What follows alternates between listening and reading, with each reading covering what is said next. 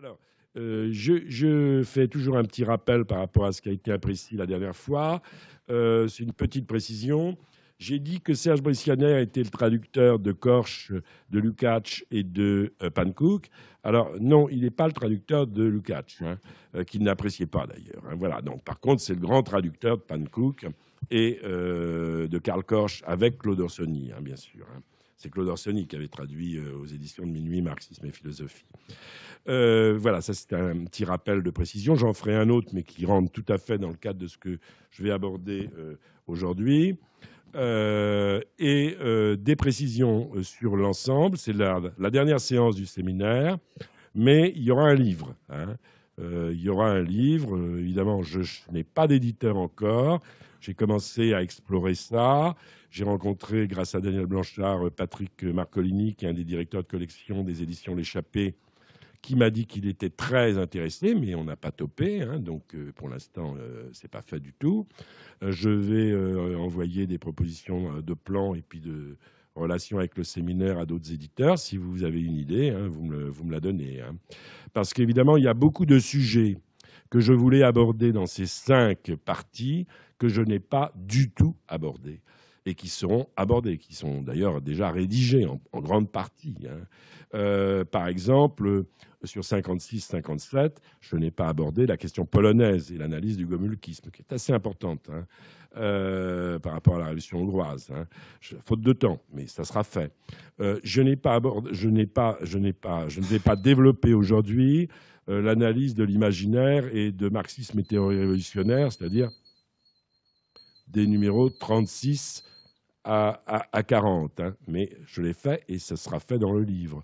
Je n'ai pas abordé surtout suffisamment la mise en perspective par rapport à la crise du travail actuelle et à la crise de la représentation démocratique et les apports et les limites de socialisme barbarie. Et surtout, je n'ai pas caractérisé finalement à quoi correspondait cette avant-garde intellectuelle et politique dans un temps qui n'est plus tout à fait le nôtre, hein, par rapport à la centralité ouvrière, par exemple, par rapport au fait que nous sommes dans une société, en tout cas dans les pays capitalistes développés, je dirais post-fordiste, hein, et aussi où la mondialisation et le basculement de l'Atlantique vers le Pacifique, vers la Chine, vers l'Asie, jouent un rôle au niveau géopolitique tout à fait déterminant par rapport à la vieille Europe qui n'en finit pas de ne pas arriver à se mettre d'accord, hein.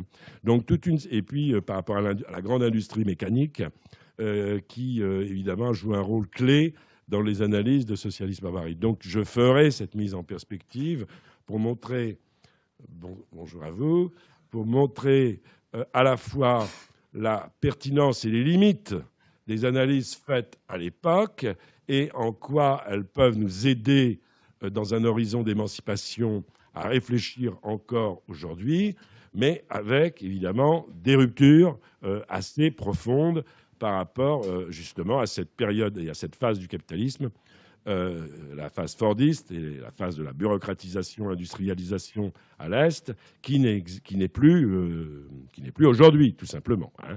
Donc je ferai cette mise en perspective. Alors aujourd'hui, finalement, comme je suis trop bavard, je fais toujours des numéros trop bavards, j'ai décidé de ne pas m'éparpiller sur plusieurs sujets importants. Et donc, je vais conclure, à la demande d'ailleurs de mon ami Jean-Pierre Dezon, qui s'excuse aussi de ne pas être là, sur les rapports entre deux avant-gardes qui vont se rencontrer de façon tumultueuse, socialisme ou barbarie, et l'international situationniste, hein, et en particulier Blanchard, qui s'excuse aussi de ne pas être là, mais qui m'a envoyé plein de choses, je vous l'ai dit, et Guy Debord. Voilà. Alors, je commencerai, puisqu'on est dans le domaine des avant-gardes culturelles, par un petit rappel d'un texte que David Curtis a eu la gentillesse de m'envoyer, qui date des années 70, hein, un texte de Castoriadis qu'on trouve dans Transformation sociale et création culturelle, et qui dit ceci: si Notre-Dame était détruite, impossible d'imaginer un instant les Français faisant autre chose que de ramasser pieusement les débris ou les ruines, en essayant bien sûr une restauration. Et ils auraient raison, car mieux vaut un minuscule débris de Notre-Dame que 10 tours Pompidou. Et la suite du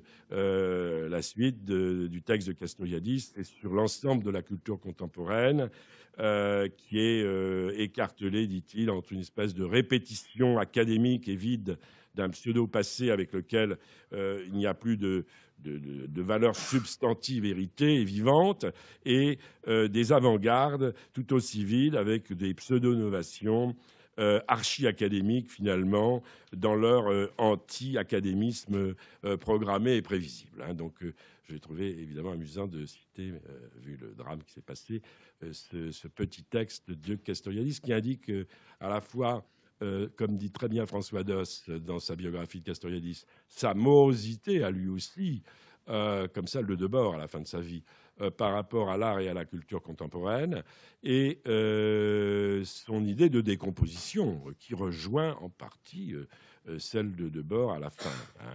Un certain pessimisme, je dirais, par rapport à la création, tout simplement, et à l'idée d'autonomie qui semble un peu évanescente dans cette société. Voilà.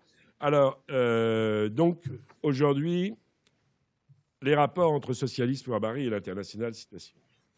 Alors d'abord un petit, parce que je ne sais pas si tout le monde est informé de ce qu'était l'international citationniste et d'où venait son principal animateur et théoricien, celui qui a exclu d'ailleurs au fil du temps tous les autres, Guy Ernst Debord. Donc je vais faire un petit rappel sur les avant-gardes culturelles qui ont précédé la fondation de l'international citationniste et qui sont un peu les tremplins de Debord bien avant sa rencontre avec Socialiste Ouabari. Alors, quelques repères, nous sommes après-guerre, et après-guerre, je dirais que les principales batailles des avant-gardes artistiques, des avant-gardes culturelles, elles ont eu lieu. Donc, les jeunes qui arrivent, comme Debord, ils viennent un peu après les grandes batailles. Vous avez eu Dada, le dadaïsme, vous avez eu le cubisme, vous avez eu l'expressionnisme, vous avez eu surtout le surréalisme. Je rappelle qu'un des 4 fondateurs du surréalisme, Benjamin Perret, a été membre de Socialisme Ouabari en 1959 avant sa mort.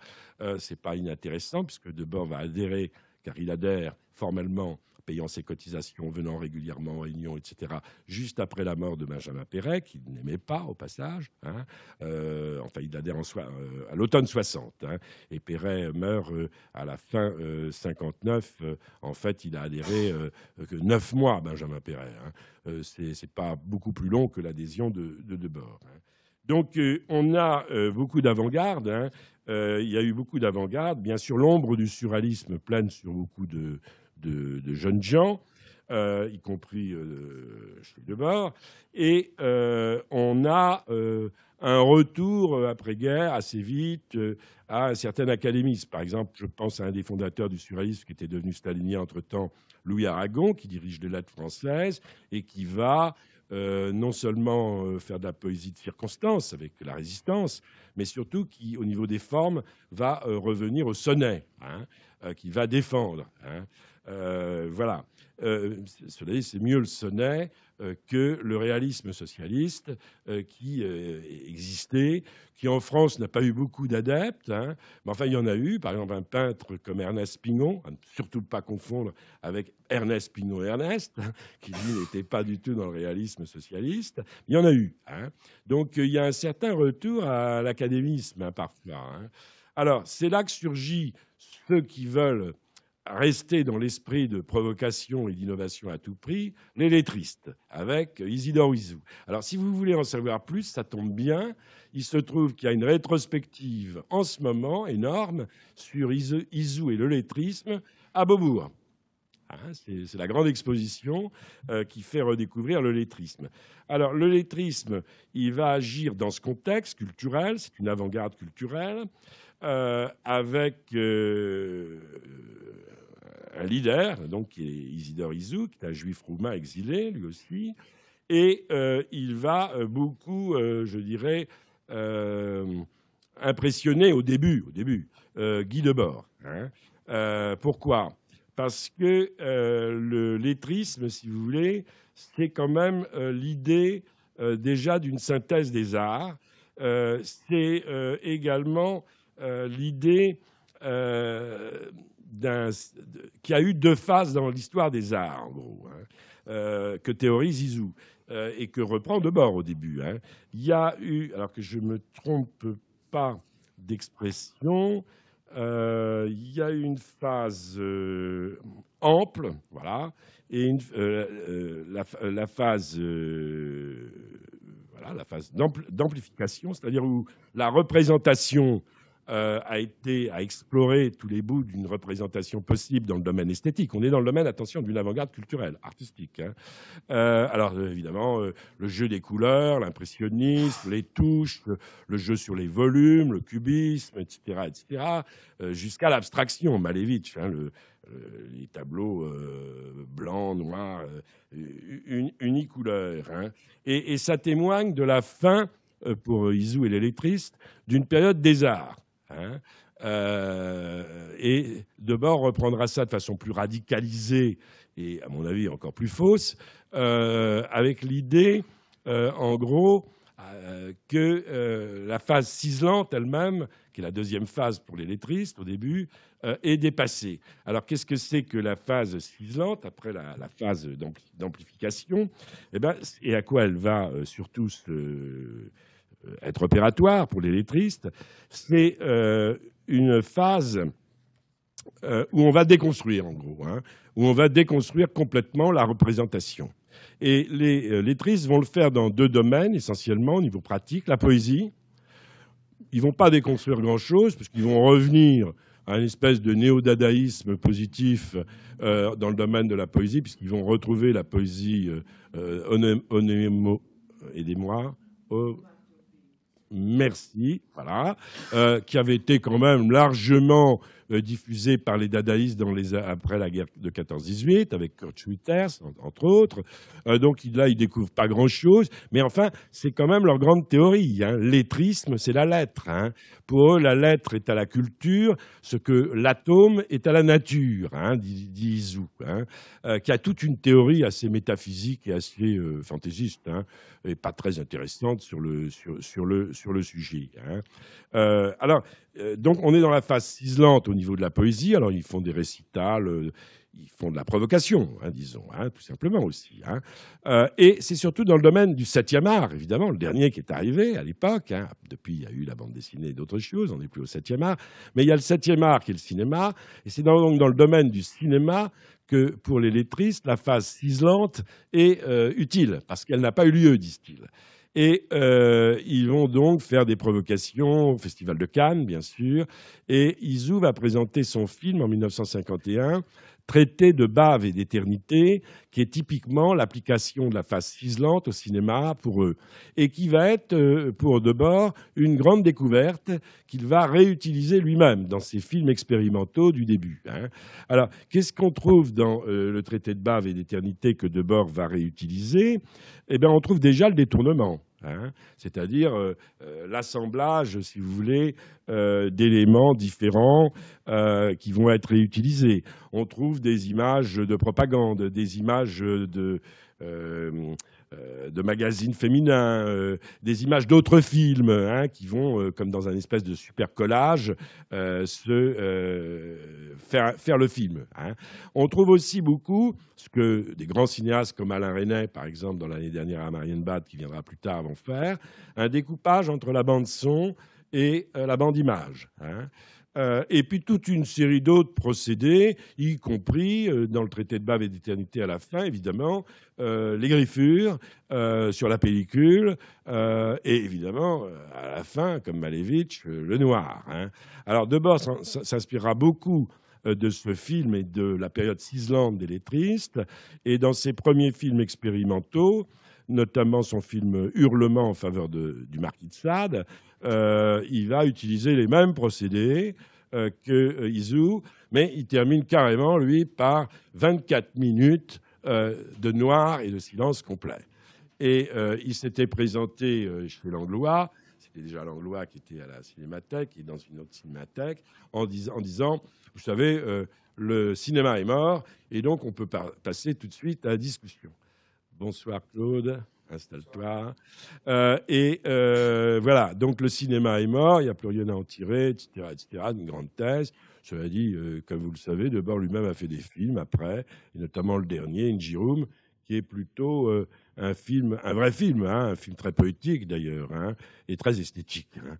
Bon, voilà. Alors ça, c'est une des sources. Donc ça, le lettrisme est donc une des sources des situationnistes, hein, qui vont créer une scission en 52 au Festival de Cannes, parce que le Festival de Cannes reçoit Charlie Chaplin. Donc Izu et les lettristes et tout le monde communient évidemment autour de Charlie Chaplin et de son œuvre cinématographique. Et Debord, c'est là que Debord fonde la gauche lettriste et scissionne en disant non et dénonce Charlie Chaplin, etc. Et un certain nombre de ces déclarations. Hein.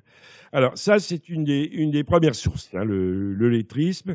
Et à ce moment-là, ils fondent la gauche lettriste, puis l'Internationale, encore un mot un peu galvaudé, ils étaient 10, hein, l'Internationale lettriste, qui fera un journal assez haut, hein, comme François de l'époque, avec des détournements, et puis un bulletin renéotypé, lui, hebdomadaire au début, puis mensuel, qui s'appelle du beau nom de Potlatch.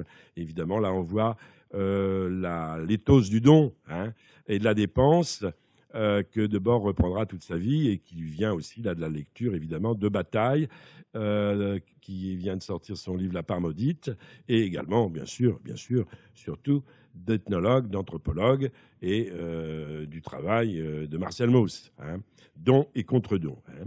Alors, là, voilà. Debord va arrêter évidemment ces films expérimentaux parce que honnêtement, il n'y a pas plus ennuyeux que ces films-là. Franchement, ils sont pas visibles, hein, évidemment. Hein. Il y a un deuxième, si vous voulez, un deuxième. Donc c'est la fin de l'art. Hein, c'est la théorie de la fin de l'art. Hein, très important. Il y a une deuxième source, à mon avis, qui n'est pas beaucoup mise en avant par les historiens, des situationnistes, qui est plus importante, je pense, que le lettrisme, qui est certaines fractions du surréalisme. Hein, et en particulier, évidemment, le surréalisme belge. Pourquoi le surréalisme belge de Bruxelles, wallon donc, qui n'est pas celui des Flamands? Parce qu'il s'oppose dès 1920, donc après l'apparition de la révolution surréaliste de Breton, ils s'opposent aux théories de Breton. Et ils ont un théoricien qui est Paul Nouget, hein, et qui est un grand poète par ailleurs. Hein, et que je retrouve ma fiche là-dessus. Je crois que je me suis mélangé. Allez, il faut que je quand même.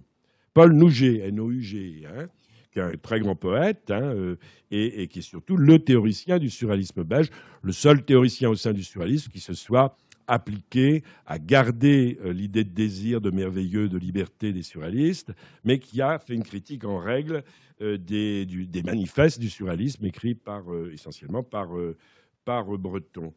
Alors, où j'ai mis ma note, parce que quand même, je ne connais pas ça tout à fait par cœur.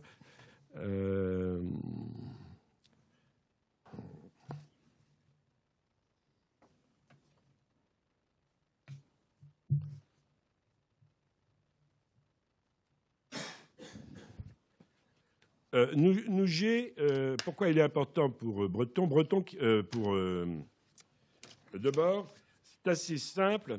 Il l'a rencontré. Hein, il l'a rencontré dès 1952 et par le biais de Marcel Marien, qui fut l'animateur de la revue Les Lèvres Nues, auquel les situationnistes, lettristes à l'époque, vont collaborer. Et il a rencontré Nouget et il a lu sa fameuse conférence de Charleroi, hommage à Rimbaud, hein, bien sûr, dans lequel et il a trouvé, et c'est là où Debord a trouvé sa critique du surréalisme de Breton, hein, parce qu'il fallait évidemment se distancier, hein, du père fondateur de beaucoup de choses et de l'ombre tutélaire de Breton. C'était très important pour des gens qui se voulaient d'avant-garde. Hein. Alors. Quelle est la critique que fait Nouget à Breton pour aller à l'essentiel, hein? Mais c'est une critique assez théorique, assez développée, hein, qui va poursuivre avec son ami Magritte, hein, ensuite d'ailleurs,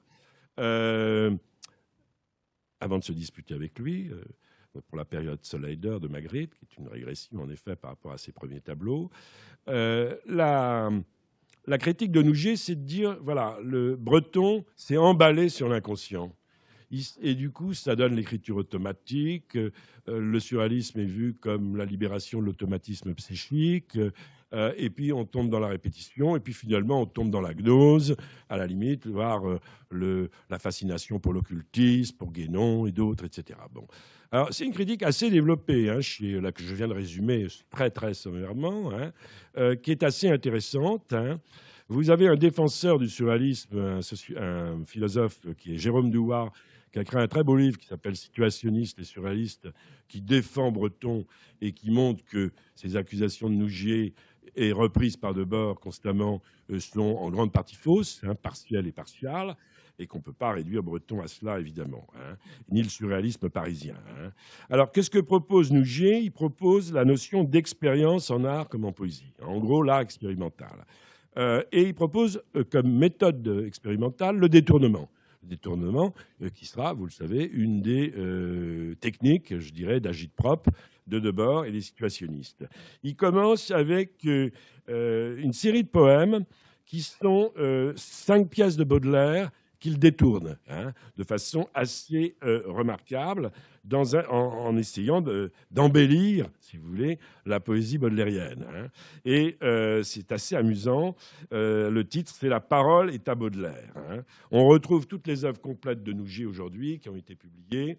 Il écrit en français, hein, d'ailleurs, au passage, qui ont été publiées par Marcel Marien et qu'on peut toujours retrouver. Hein.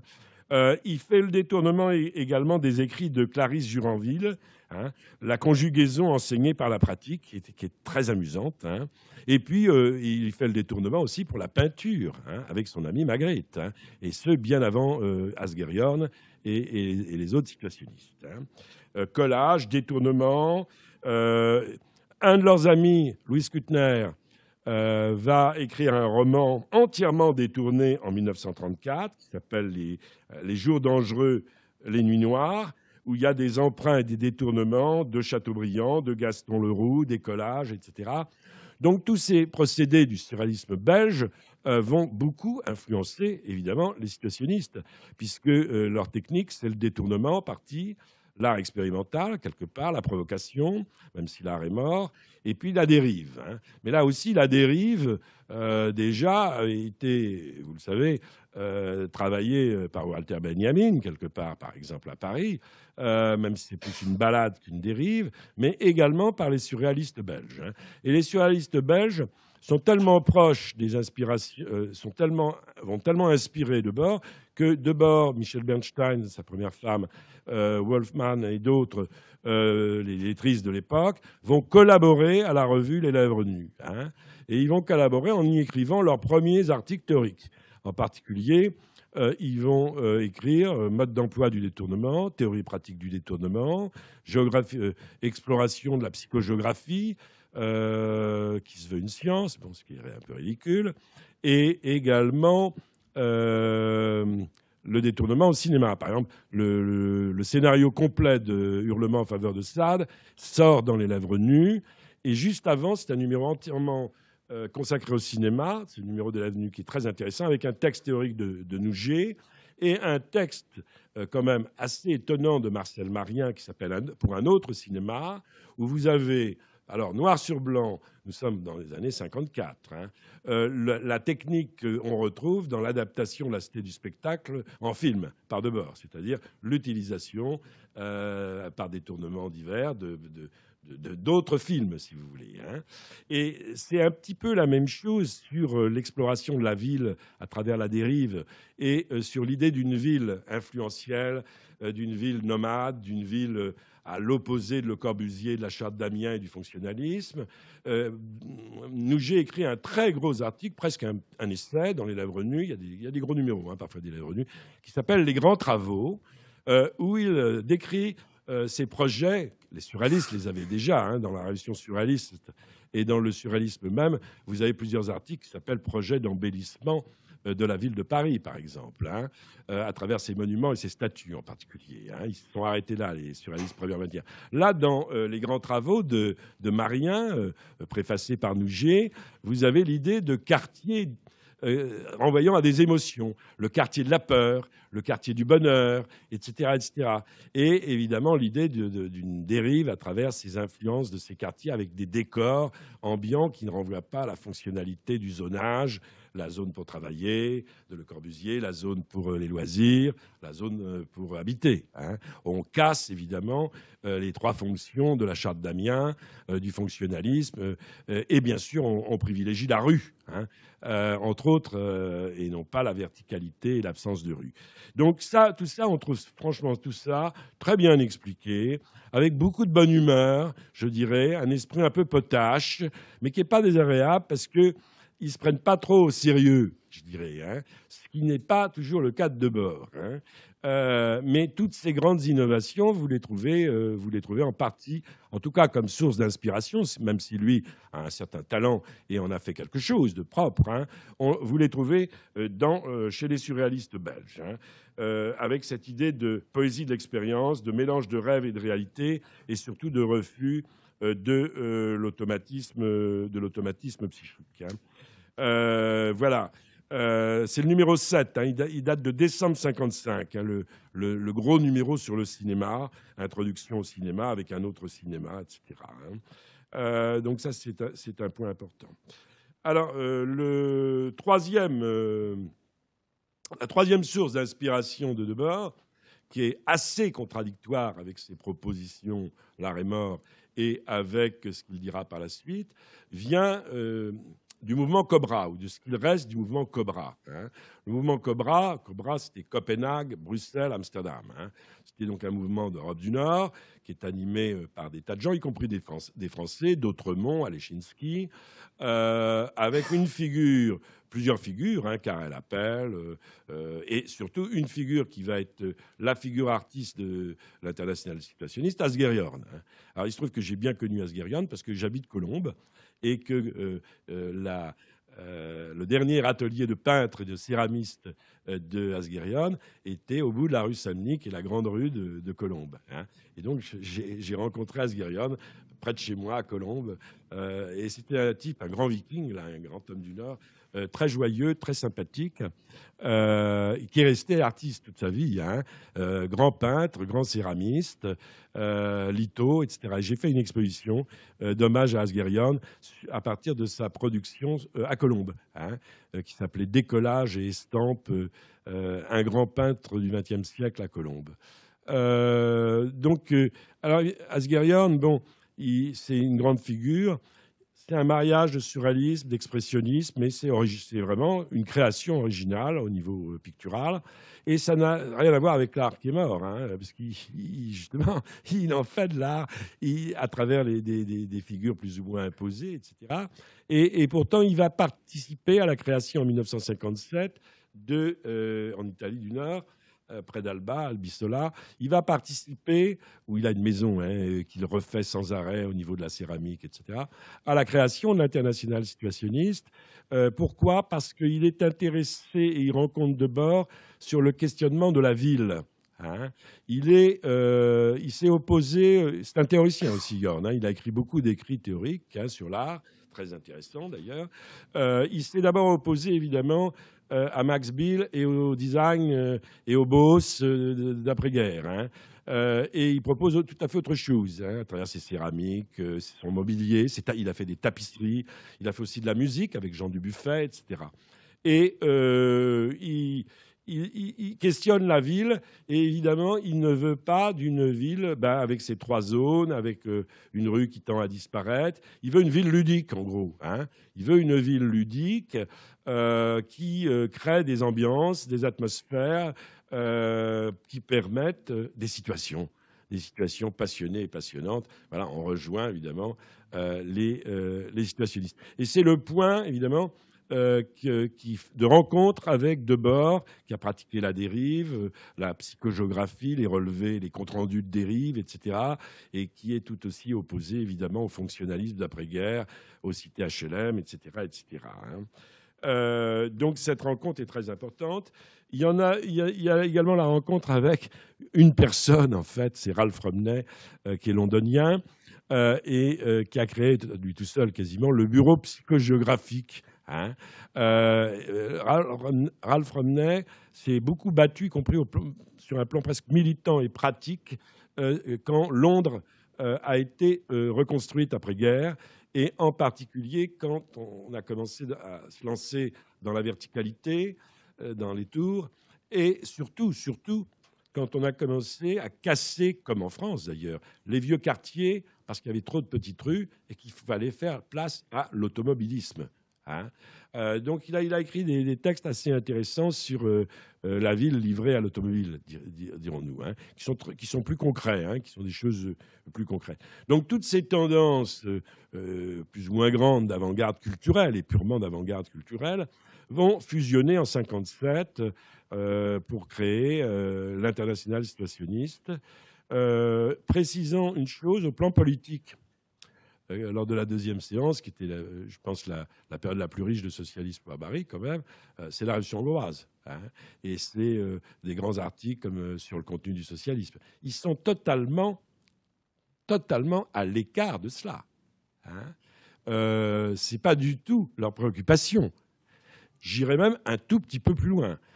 Quand on regarde leurs textes, que j'ai été forcé de regarder, évidemment, pour me réactualiser dans ma tête les choses, leur position politique, en ce qui concerne Marien en particulier, et Nouget, et Skutner, contrairement à ce que dit Van Engem qui a écrit un très beau petit livre chez Segers dans la collection Poètes d'aujourd'hui sur Skutner, ils sont staliniens. Il faut quand même le dire. Ils sont non seulement membres du Parti communiste belge, mais ils sont staliniens. Marien a écrit un essai, Et l'acier fut trempé, qui est assez catastrophique, hein. Bon. Alors, ils ne vont plus le rester, évidemment, après 56-57. Hein. Précision quand même, c'est important. Mais ils le sont jusqu'en 56-57. Et d'ailleurs, ça se... alors, Debord et les lettristes, c'est difficile de dire quelles sont leurs positions politiques. J'ai relu tout Potlatch. Ils ont des positions, je dirais, sous trotskistes. C'est-à-dire que, par exemple, ils parlent André Franquin, qui est un de leurs théoriciens à l'époque, parle du mouvement communiste international comme appui au peuple colonisé, dans des termes très emphatiques, très positifs, hein. Il parle des États ouvriers. Hein. Debord, quand il écrit en 1957 le rapport pour la construction de situation, qui est en quelque sorte le manifeste assez pauvre, d'ailleurs, je trouve, par rapport au manifeste surréaliste ou d'autres, de création de l'international situationniste, il parle des États ouvriers, alors qui ont certes des déformations bureaucratiques, mais bon, qu'on peut sans doute redresser, hein. C'est du sous-trotskisme, hein. Et ce qu'il reproche, évidemment, c'est sur le plan culturel. Ça avait déjà été fait. D'Autremont, par exemple, qui n'a pas participé à l'international situationniste, avait déjà, qui était stalinien, hein, jusqu'en 52, 53, avait publié un ouvrage assez bon que j'ai, qui s'appelle La Révolution contre le réalisme socialiste. Évidemment, il y a des choses qu'ils ne pouvaient pas digérer sur le plan culturel, ces artistes, ces créatifs, etc. Voilà. Donc, les origines, un petit peu, là, je vous ai tracé un petit peu les principales origines. Alors, il y en a d'autres, évidemment, il y en a d'autres, hein. Une des figures que Debord aime... Alors, Debord, il n'aime pas trop parler de Nouget, hein. D'ailleurs, vous noterez que dans l'international situationniste, à part une fois, on ne parle plus de Nouget, hein, évidemment, hein. C'est son père tutélaire, pourtant, hein, je pense, hein, franchement, hein. Et c'est très peu dit. Il n'en parle pas, évidemment, parce que... quand il va cracher sur Socialisme à Paris, c'est difficile de renvoyer à Nouget, qui a été stalinien bien trop longtemps, quoi, hein. Bon, à mon avis, c'est ça l'explication, hein. Et puis l'explication est toute simple, une avant-garde chasse l'autre, bon, etc., etc. Mais toutes les grandes idées, hein, que Debord va mettre sur le papier, le détournement, la dérive, l'urbanisme unitaire, ah oui, l'idée d'urbanisme unitaire, hein, les grands travaux de Marcel Marien, hein, l'idée que l'art est mort, au sens où les arts séparés, la séparation, ne communiquent plus rien, et que par conséquent, la représentation c'est fini, l'image c'est fini, il faut néanmoins les réutiliser peut-être, voir les travaux de céramistes de Asgherion, voir certaines possibilités, mais avec et surtout les techniques moderne, hein, de l'industrie et autres, pour faire une ville ludique. Hein. Et ce sera New Babylon, la ville que un des situationnistes les plus en vue, Constant, qui est un Hollandais, fera avec ses maquettes. J'ai été voir ses maquettes à La Haye, qui est une ville hideuse. Hein. Mais ce qui est intéressant, c'est que là, on a un trait des situationnistes jusque dans les années, je dirais, jusque dans les années 64, 63, 64, après le passage de Debord à Socialisme Barbarie. C'est-à-dire qu'il y a une tension. J'ai parlé de beaucoup d'avant-garde, il y en a une dont je n'ai pas parlé, tant elle paraît aux antipodes des situationnistes, mais qui ne l'est pas du tout. Elle n'est pas du tout aux antipodes sur beaucoup d'aspects. Pas le nationalisme, bien sûr, hein, mais sur beaucoup d'aspects, elle n'est pas aux antipodes des théories des situationnistes, notamment sur la désaffiliation, sur l'homme mutant, l'homme nouveau, sur le machinisme, sur l'optimisme technophile. C'est le futurisme. Hein. Quand vous voyez les maquettes de Constant, c'est une ville ludique avec des quartiers qui bougent, avec la fin de l'appartement, puisque c'est la fin derrière de la structure patriarcale, et donc il n'y a pas besoin d'avoir de l'intimité.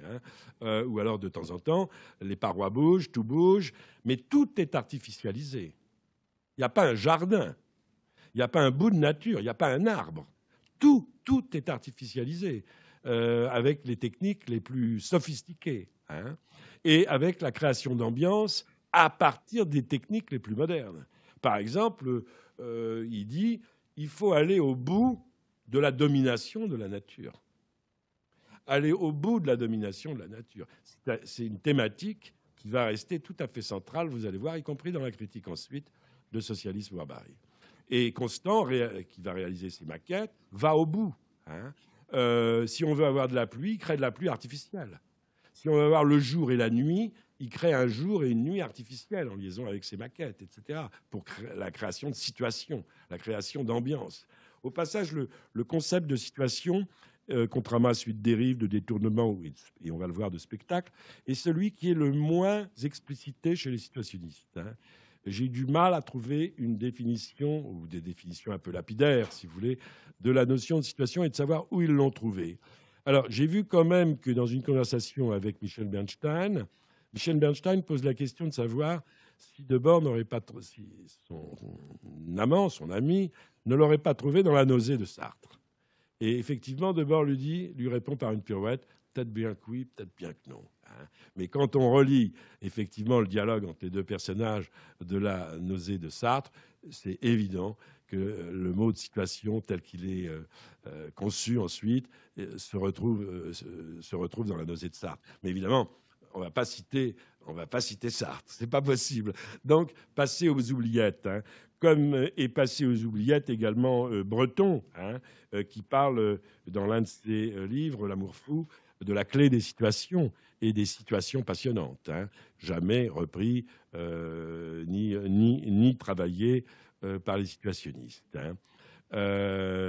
Bon, voilà, ce sont quelques petits points.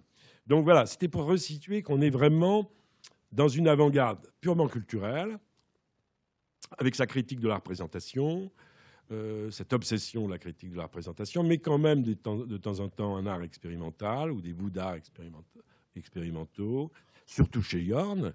Donc là, il y a une contradiction. Yorn qui quand même finira par démissionner de l'international situationniste parce qu'il continue à être un artiste en quelque sorte. Et qu'après une certaine conférence, les artistes vont tous être virés, hein, sauf Yorn, par amitié. Par amitié aussi, pour une raison très pratique, c'est Yorn qui paye la revue. Hein. C'est le mécène de la revue. Et Debord a toujours eu un mécène. Hein. Ne travaillez jamais, c'est bien, mais la revue coûte cher, hein. Elle est élégante, il faut payer l'imprimeur, on le paye toujours en retard, mais il faut toujours quand même quelqu'un qui paye finalement. Hein. Don et contre-don, hein.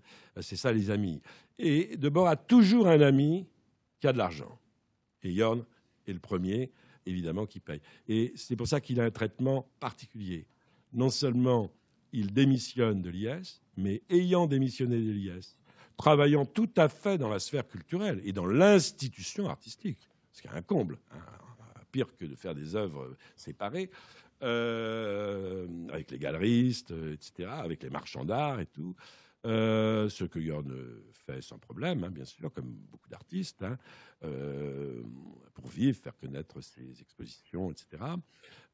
Yorn, ce qui est peu su, sous le pseudonyme de Keller, va réécrire dans l'Internationale situationniste après sa démission. Et ce sera le seul cas, je crois, de quelqu'un qui va avoir un traitement aussi singulier. Tous les autres peintres sont virés, hein, Maurice Vicaert, Galizio, celui qui avait créé avec ses rouleaux la peinture industrielle, etc. Ils sont tous les artistes à un moment sont Constant, bien sûr, Constant qui va être injurié, hein, et dont on va dire que c'est après les avoir encensés quand même, hein, il faut le savoir, que ces maquettes sont laides. Hein, enfin, c'est vrai qu'elles sont pas une ville qui donne envie d'y vivre. Hein. Bon, voilà.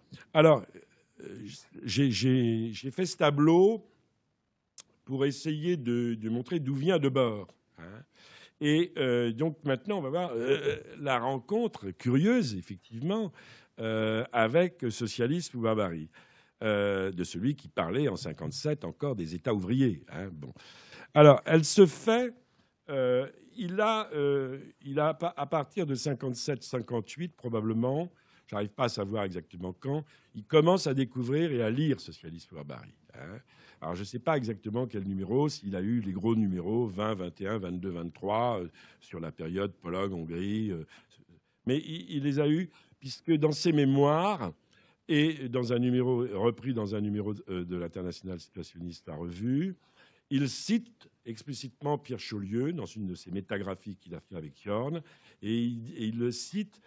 C'est un article qui sort sur le contenu du socialisme. Et il cite cette phrase que je trouve assez bien vue d'ailleurs. Hein, là où le vulgaire, le commun voit une marchandise, il y a autre chose. Là où le vulgaire voit un défaut dans la marchandise, il y a un moment cristallisé des luttes des classes et où l'ouvrier bute contre lui-même et surtout bute contre l'exploitation. Hein. Donc c'est une citation de Castoriadis de Chaulieu qu'on trouve dans les mémoires de Debord et dans un de ses numéros. Hein. Voilà. Alors il envoie ce numéro, voilà, c'est le fameux numéro 3 de l'Internationale situationniste, il l'envoie à la revue. Alors ça date de quand? Ça date exactement...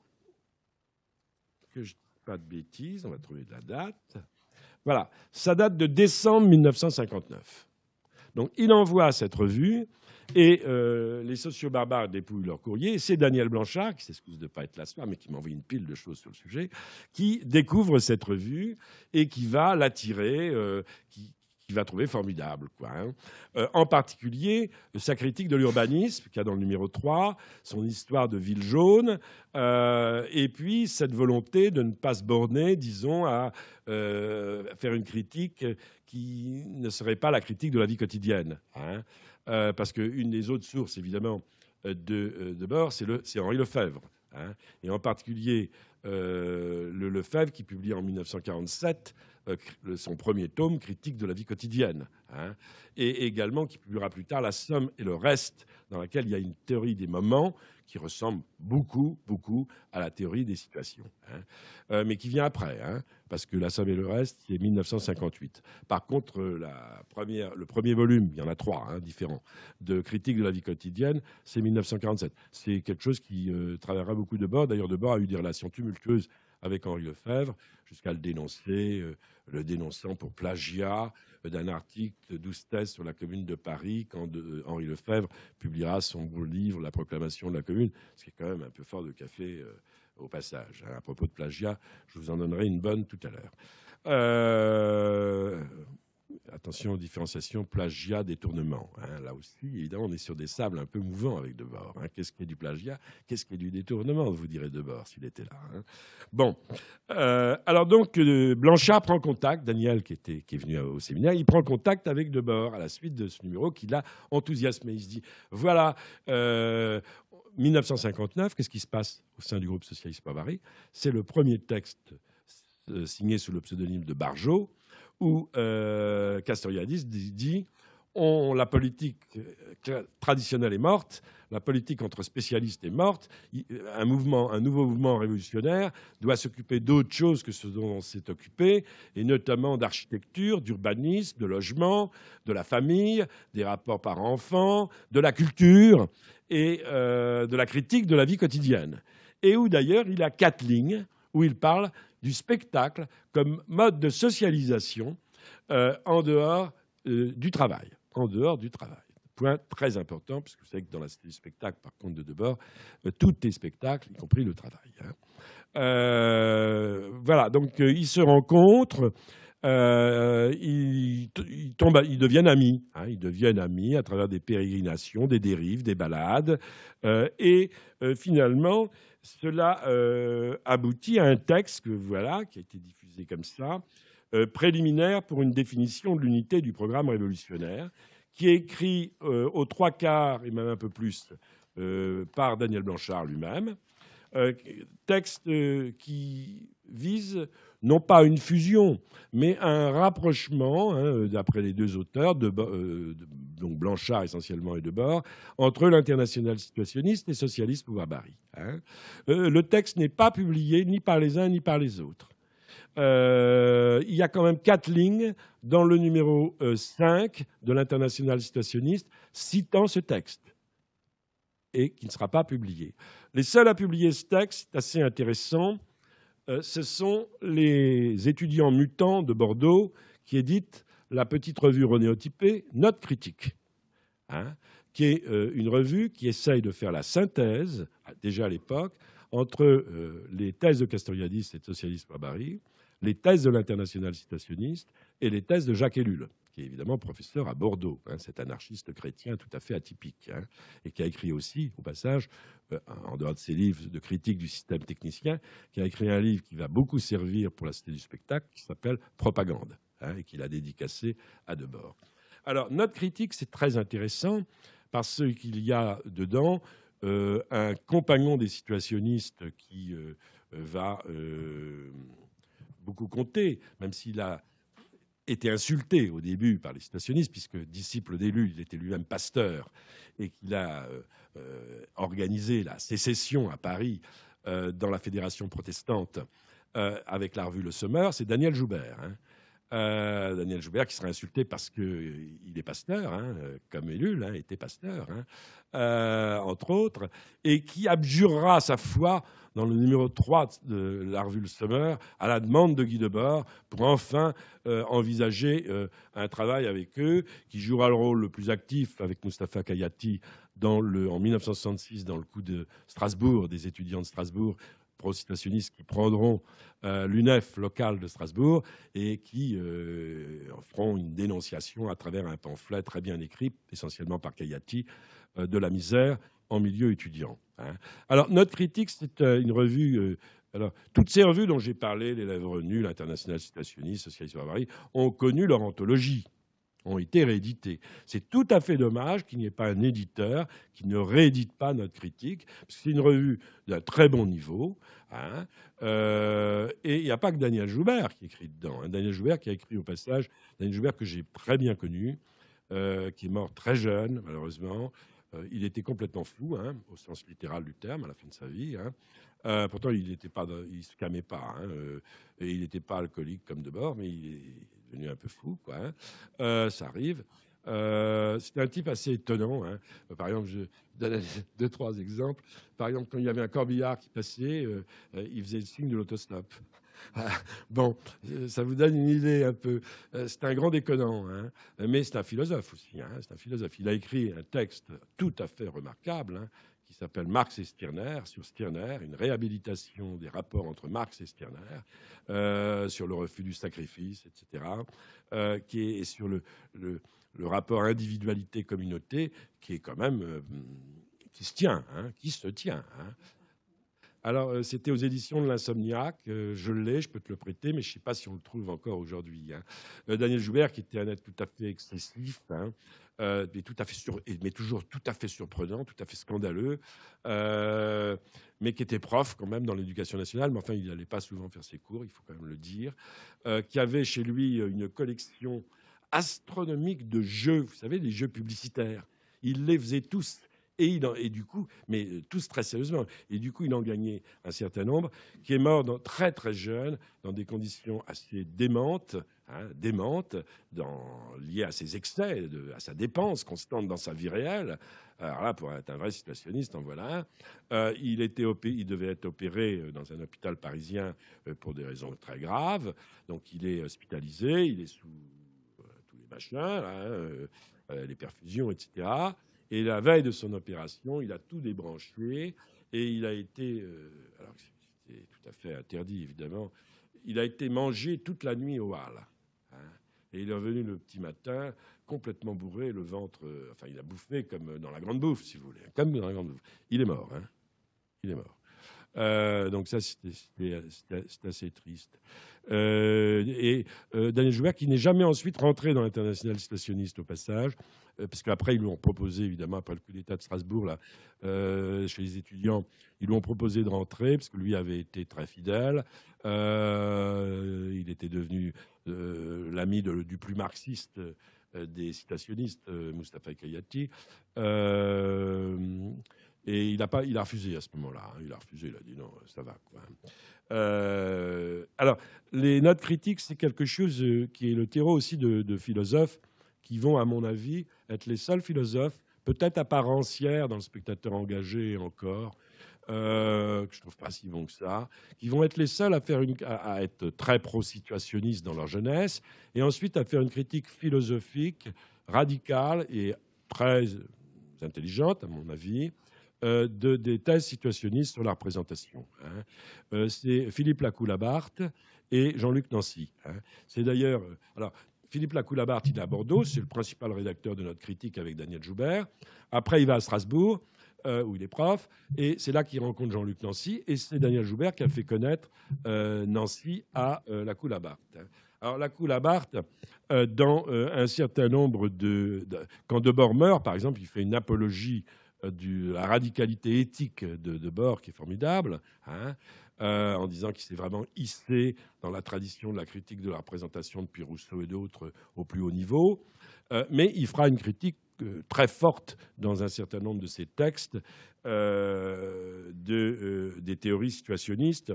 Si je devais résumer, ce qui est difficilement résumable dans les analyses de Lacoue-Labarthe, ce serait, que je retrouve sa formule, pour être quand même près du texte, c'est le contraire de Debord. Il dit, bon, Debord pense que la représentation, la communauté est ennemie de toute représentation.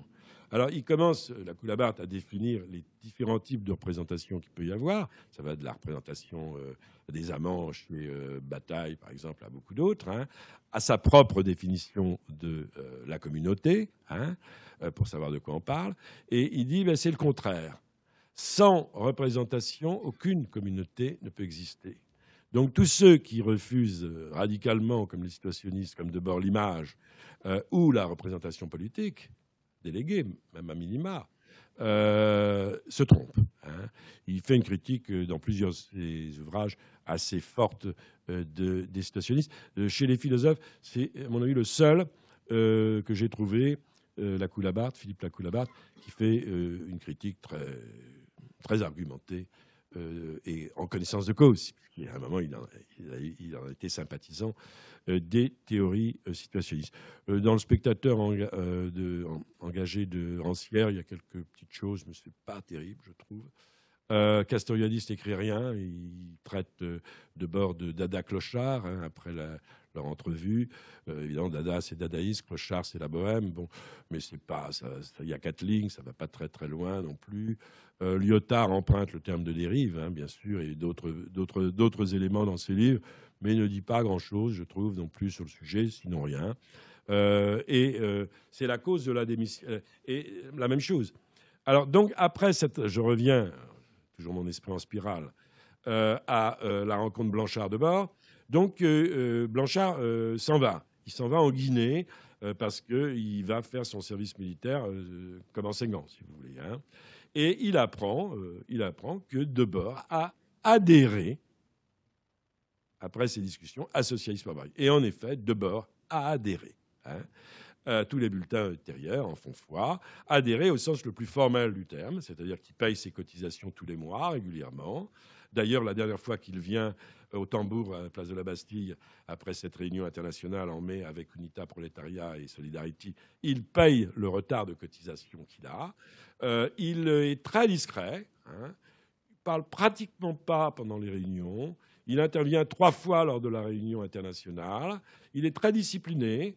Il fait tout, lui qui, évidemment, a fait une critique du militantisme comme sacrificisme, comme sadomasochisme chrétien, etc., est très militant, puisqu'il va renéotyper tous les mois, pendant qu'il est là, le mensuel Pouvoir ouvrier. Il participe avec les camarades de Pouvoir ouvrier Socialiste Barbarie, Emoté, entre autres, et d'autres, à une expédition en Belgique, notamment dans le Borinage, lors de la grande grève belge, où le Borinage est visiblement en insurrection, pour prendre contact avec les éléments ouvriers les plus radicalisés.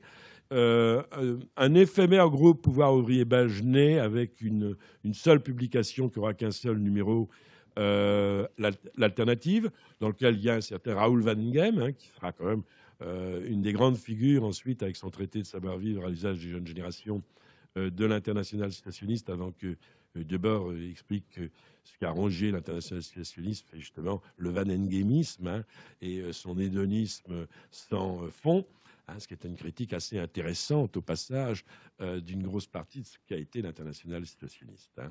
Mais Vaneigem, qui était beaucoup plus sympathique, et qui l'est toujours d'ailleurs, dans ses relations, que Debord pouvait l'être quand il vous avait dans le nez, par exemple. Bon. Ça, c'est un point. Alors, donc, il adhère réellement. Les gens sont demandés, est-ce qu'il a adhéré? Non, il a vraiment adhéré. Il adhère pas longtemps. Il adhère en octobre, et au mois de mai de l'année suivante, en 61, il s'en va. Et il s'en va suite à la conférence internationale. Il s'en va en disant qu'il va écrire une lettre de démission. Lettre de démission qui est annoncée dans le bulletin intérieur. Lettre de démission qu'il n'enverra jamais. Lettre de démission qu'il n'enverra jamais. Et qui ne sera donc pas publiée dans le bulletin intérieur, comme c'était le cas de tous ceux qui démissionnaient. Quelles sont alors les critiques que fait Debord? Nous y voilà. Alors, il faut dire une chose, c'est que, d'abord, Debord est très amer parce qu'il en veut à Blanchard, mais qui n'est pas là, qui est en Guinée, de ne pas avoir insisté pour la publication de son texte préliminaire pour la définition de l'unité du programme révolutionnaire, que Blanchard a écrit aux 3/4, je vous l'ai dit, dans lequel la notion de spectacle est utilisée uniquement dans le domaine de la culture. Tout le reste, c'est des thèmes, je dirais, modernisés par Blanchard, des sociobarbares de l'époque, avec une extension à la critique de la vie quotidienne. Et puis, il y a une partie sur la culture, qui est assez...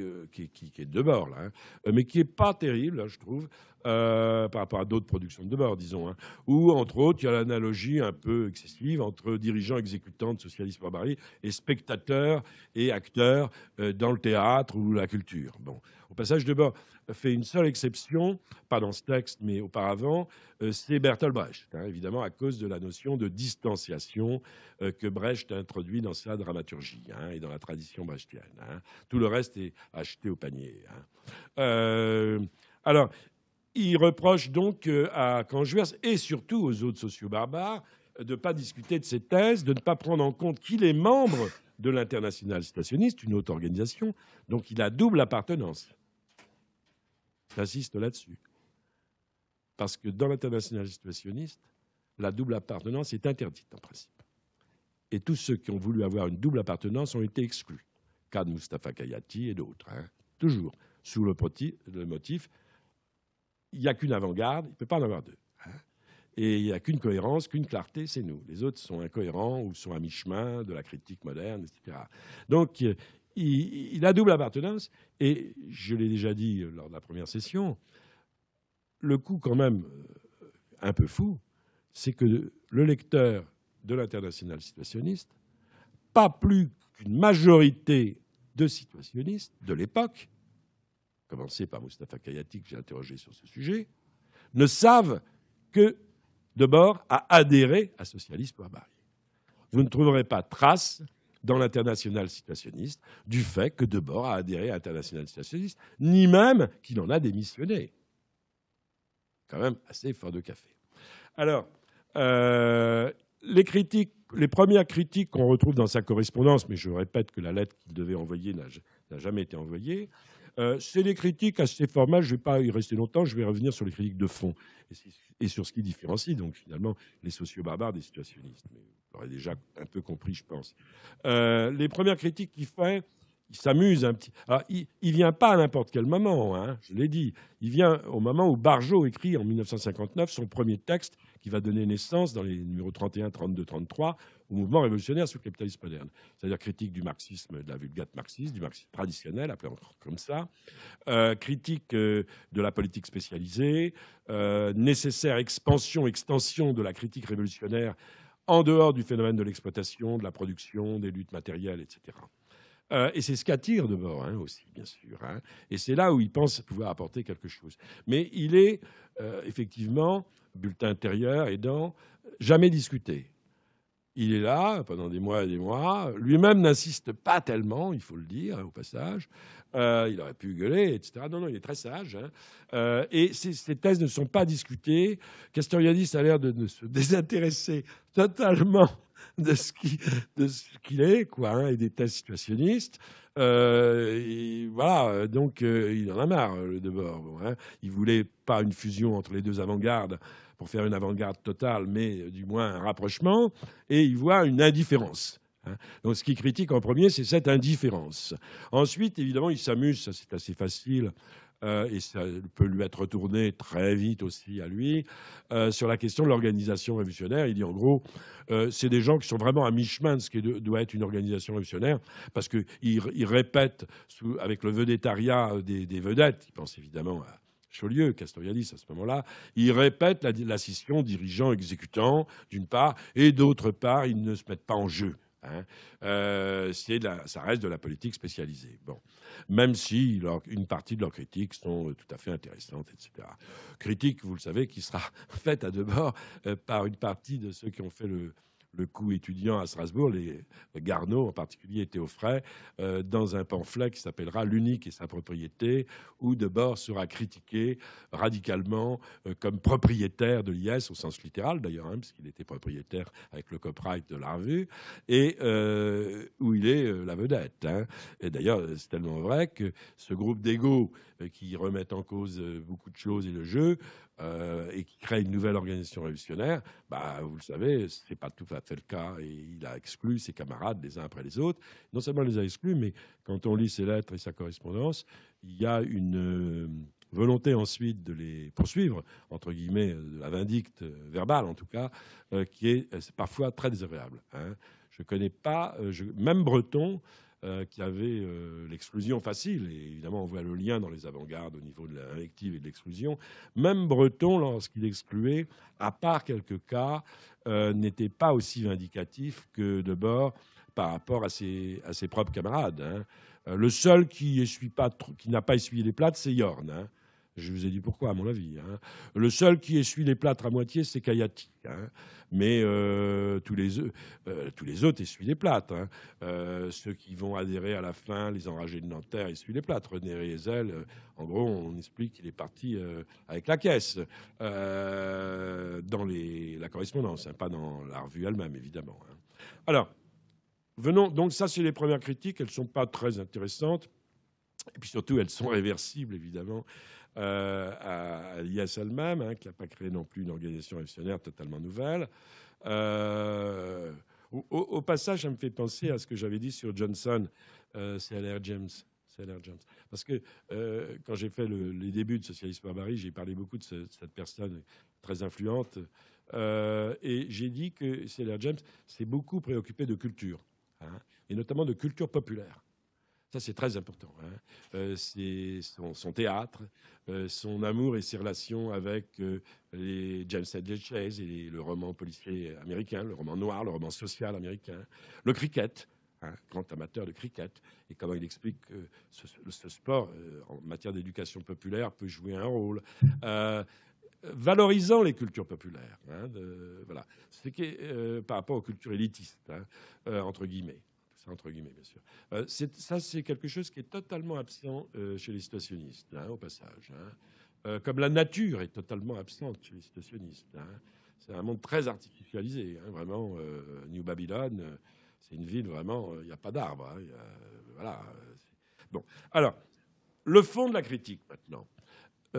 Beaucoup de gens ne la voient pas et je suis assez étonné.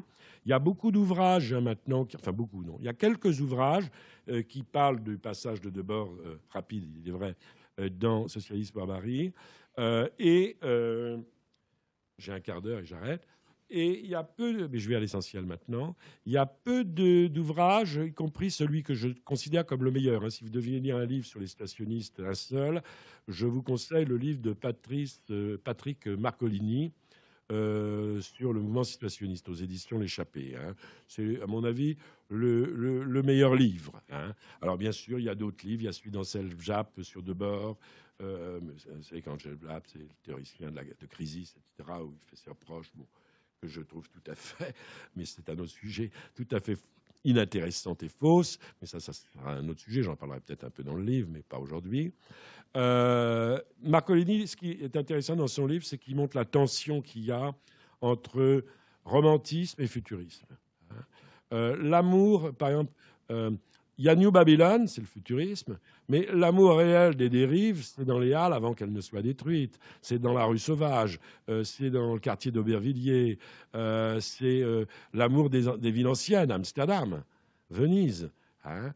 C'est un romantisme qui va, chez Jorn, par exemple, que j'ai vu, qui va faire que Jorn s'intéresse beaucoup aux travaux des préhistoriens.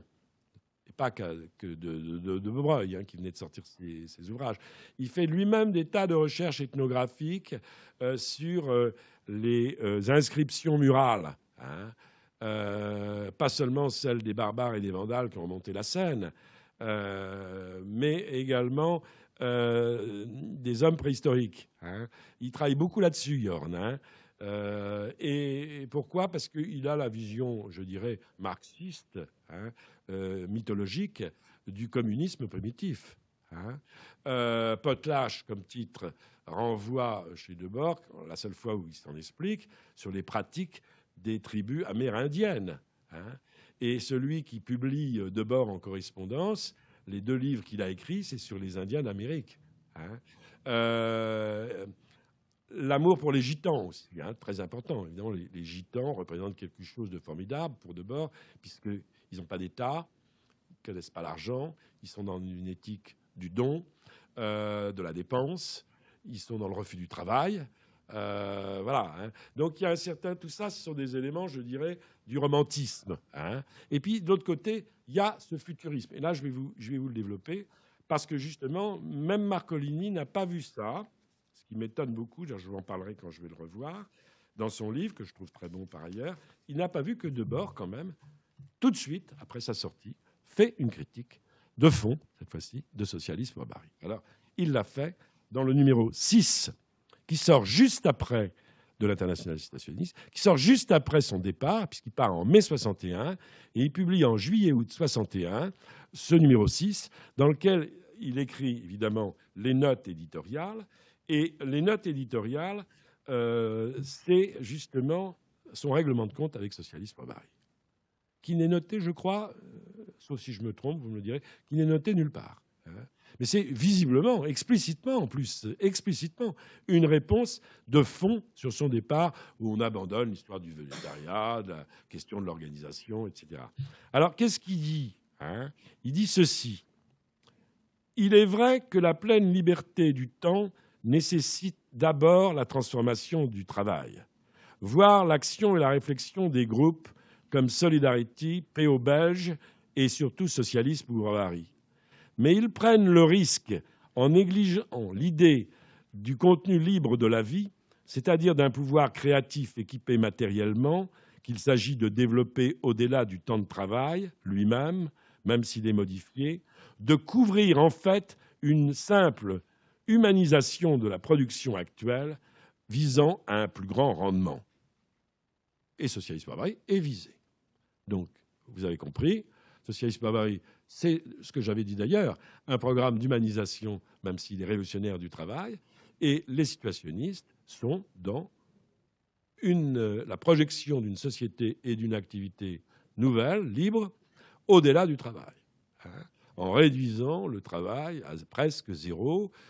Dans ces grandes épopées littéraires de Vanenghem, qui est dans la veine surréaliste d'ailleurs, Vanenghem reprend Breton, Breton qui disait sur le travail des choses intéressantes et sur sa redistribution. Et Vanenghem dit d'abord, on va sabrer tous les secteurs parasitaires. Alors, il y en a beaucoup, beaucoup, beaucoup, hein, évidemment, vous en doutez. Il y aura encore quelques secteurs prioritaires. On y travaillera à tour de rôle 2-3 heures par semaine, hein. Donc, c'est effectivement, après la fin du travail. Et comment la fin du travail? Eh bien, ça rejoint ce que les textes de Constant, de Debord et de Yorn au moment de New Babylon, par l'automation complète de la production industrielle. L'automatisation complète. Et un autre usage de l'automation qui va permettre une vie plus libre. Alors là, évidemment, on est dans l'aspect futuriste. On est dans la technophilie la plus accomplie, hein.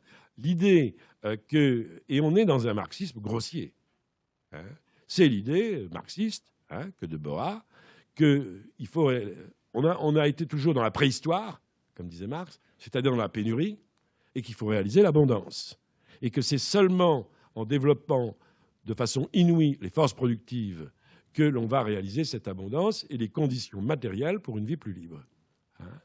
Voilà.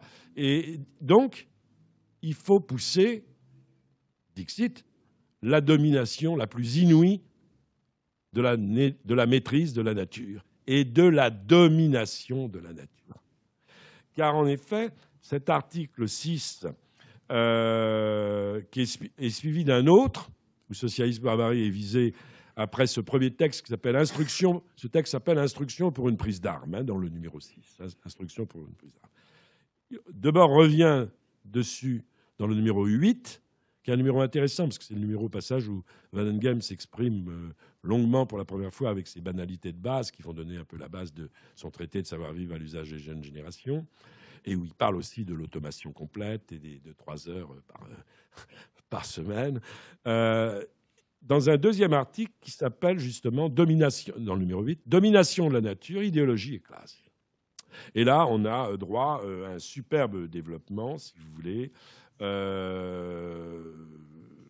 sur, je cite, du fait que la domination de la nature dans la société actuelle se présente souvent comme une forme aliénée, elle est critiquée d'une manière unilatérale par certains des groupes d'avant-garde à mi-chemin, voire par exemple socialisme ou barbarie, et les théories très significatives de Paul Cardan.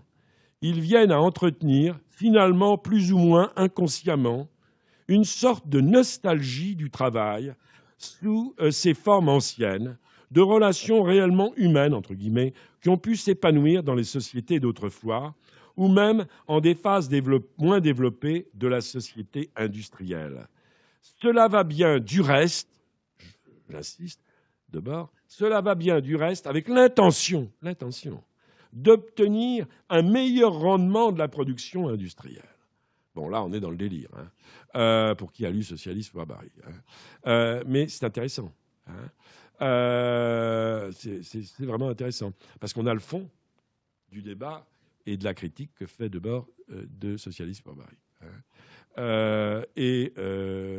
Cette critique sur la domination de la nature, qu'il faut pousser de façon inouïe jusqu'au bout, donc de la productivité, hein, grâce à l'automation généralisée, laissant la place à la fin du travail, hein, la fin des arts, et puis la ville, une autre ville, etc., influentielle.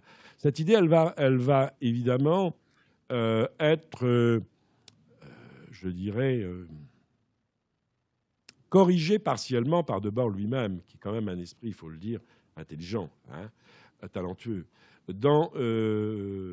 En 1971, quand il publie un petit livre qui s'appelle « La planète malade », et qui devait être dans le numéro 13 de l'International Socialisme. Et vous savez que l'International Socialisme s'arrête avec le numéro 12. Hein. Et dans La planète malade, il y a une critique de ce qu'il appelle les nuisances. Évidemment, terme totalement inapproprié au passage, c'est-à-dire les pollutions diverses. Hein. Il commence à voir que la crise écologique est là. Hein. Et si la crise écologique est là, évidemment, ça doit emmener à une réflexion que Castoriadis avait déjà eue dans sa critique de la technologie capitaliste dont j'ai parlé l'autre fois, sur le contenu du socialisme, sur les limites et l'auto-limitation, terme que Castoriadis reprendra constamment quand il développera son idée d'une société autonome. Cette société autonome, ce n'est pas la démesure, ce n'est pas le communisme mythique de l'homme total, tel que les situationnistes le voient, c'est une société autonome, c'est-à-dire qui s'auto-institue et qui s'auto-limite, bien sûr. Hein. Et les tragédies grecques de Sophocle, etc., lui qui aimait bien citer les Grecs, seront de revue, mais pas seulement, évidemment. Hein. Et on voit bien aujourd'hui que l'auto-limitation, vu la crise écologique, est une absolue nécessité si on sait entendre par là quelque chose. Au-delà de la simple frugalité, évidemment. Hein.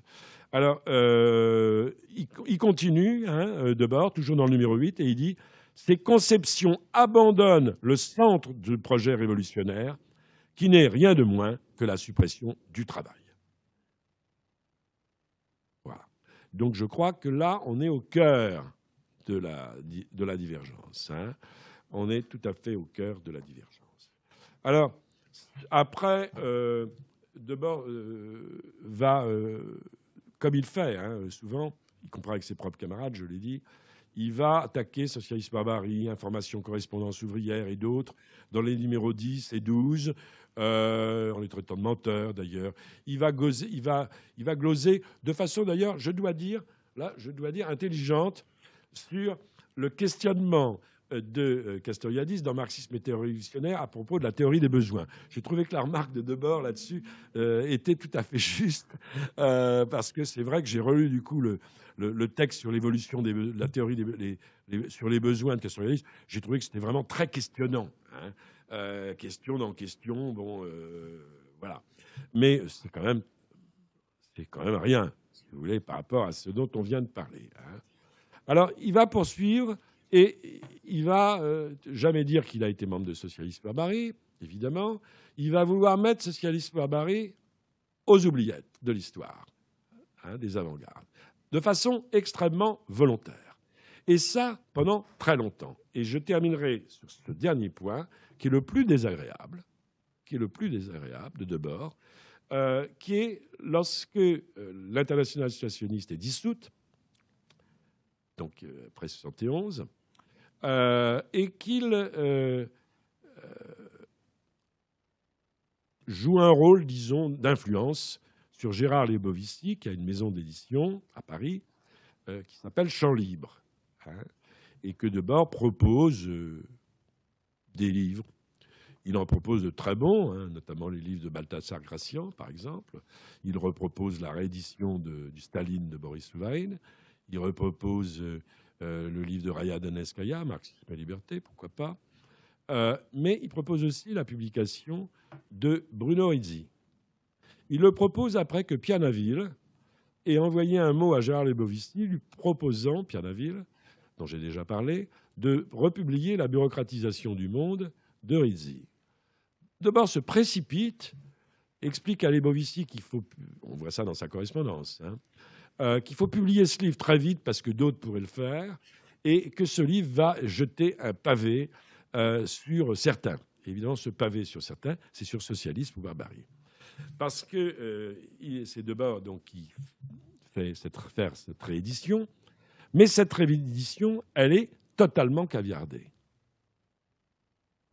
C'est-à-dire que le livre de plus de 400 pages de Bruno Rizzi se réduit à un livre de 180 pages, même pas, je crois, et uniquement à la première partie. Bruno Rizzi avait publié son livre à compte d'auteur en 1939 à Paris, en langue française. Il est italien, c'est un ancien trotskiste et bordiguiste italien, qui est devenu un peu anard par la suite. Il le publie en France, à 500 exemplaires. Au passage, Castoriadis n'a pas lu ce livre à ce moment-là, et n'a pas lu le livre de Bruno Rizzi avant les années 60. Il est interviewé, Castoriadis, par Christian Descamps dans le magazine littéraire de Maurice Nadeau, la quinzaine littéraire sur ce sujet, et il répond clairement « Je n'ai pas... Bien sûr, j'avais entendu parler de la thèse du collectivisme bureaucratique au sein de la 4e internationale, et j'avais lu des notes de Rizzi, mais je n'avais jamais lu son livre qui n'était pas disponible, tout simplement. Et quand je l'ai lu beaucoup plus tard, il m'est tombé des mains vu les confusions que Rizzi fait. Voilà ce que dit dans son interview à Christian Descamps Castoriadis. Et on peut le croire, bien sûr. Voilà. Alors, Debord, il écrit la 4e couverture, entre autres, de la réédition chez Champs Libre du livre, et il dit ceci. Voici le livre, celui qui a résolu la nature de la nouvelle société russe, et ce, en 1939. D'autres ont pillé Rizzi, et ainsi, Excuse, j'ai du mal à me relire tout d'un coup. Et ainsi, ils ont pu se faire une réputation. Ainsi, l'Américain Burnham fut le premier récupérateur en récupérant tout de suite cette critique prolétarienne. Résolue, critique prolétarienne, c'est très laudatif pour Rizzi. Hein. Et vous allez voir qu'il n'y a pas de quoi pourtant. Hein. Et plus tard, il cite, la revue Socialisme ou Barbarie, reprenant la dénonciation du stalinisme, a manifestement trouvé dans cette œuvre sa principale source, la principale source de ses conceptions, de sorte que, évidemment, l'originalité tombe et tout. Alors, c'est un peu pénible. Pourquoi ? Parce que Debord oublie de publier le livre en entier. Or, il le connaît. C'est vrai qu'il n'est pas à la Bibliothèque nationale. Moi, j'ai pu lire le livre en entier quand j'étais jeune. Je ne l'ai pas dans ma bibliothèque, c'est vrai. Mais j'ai pu le lire en entier chez les trotskistes-lambertistes. Les trotskistes-lambertistes avaient une librairie Célio et une bibliothèque. C'était où ? C'était rue du Faubourg. Voilà, j'ai été au 87 rue du Faubourg Saint-Denis, il y avait une porte blindée d'ailleurs, hein, et je suis entré, j'ai dit pourquoi, et ils m'ont laissé 2 après-midi à prendre des notes et à lire le livre de Bruno Rizzi qu'ils avaient intégralement, hein, c'est-à-dire un livre de plusieurs centaines et centaines de pages qui ne s'appelle pas La bureaucratisation du monde, mais qui s'appelait La bureaucratisation du monde, Quo Vadis America, hein, qui avait été précédé d'un Quo Vadis Russia. Et dans ce livre, dans la première partie, il y a un texte absolument pénible qui s'appelle La question juive. Et que dit ce texte, qui a été traduit en anglais par la revue américaine Telos, qui a été relevé également par Joseph Gabel dans un article qu'il a fait sur l'affaire Forisson et sur les origines ultra-gauche du négationnisme de certains, en citant justement cet article de Bruno Rizzi. Que dit Rizzi ? Eh bien, voilà ce qu'il dit.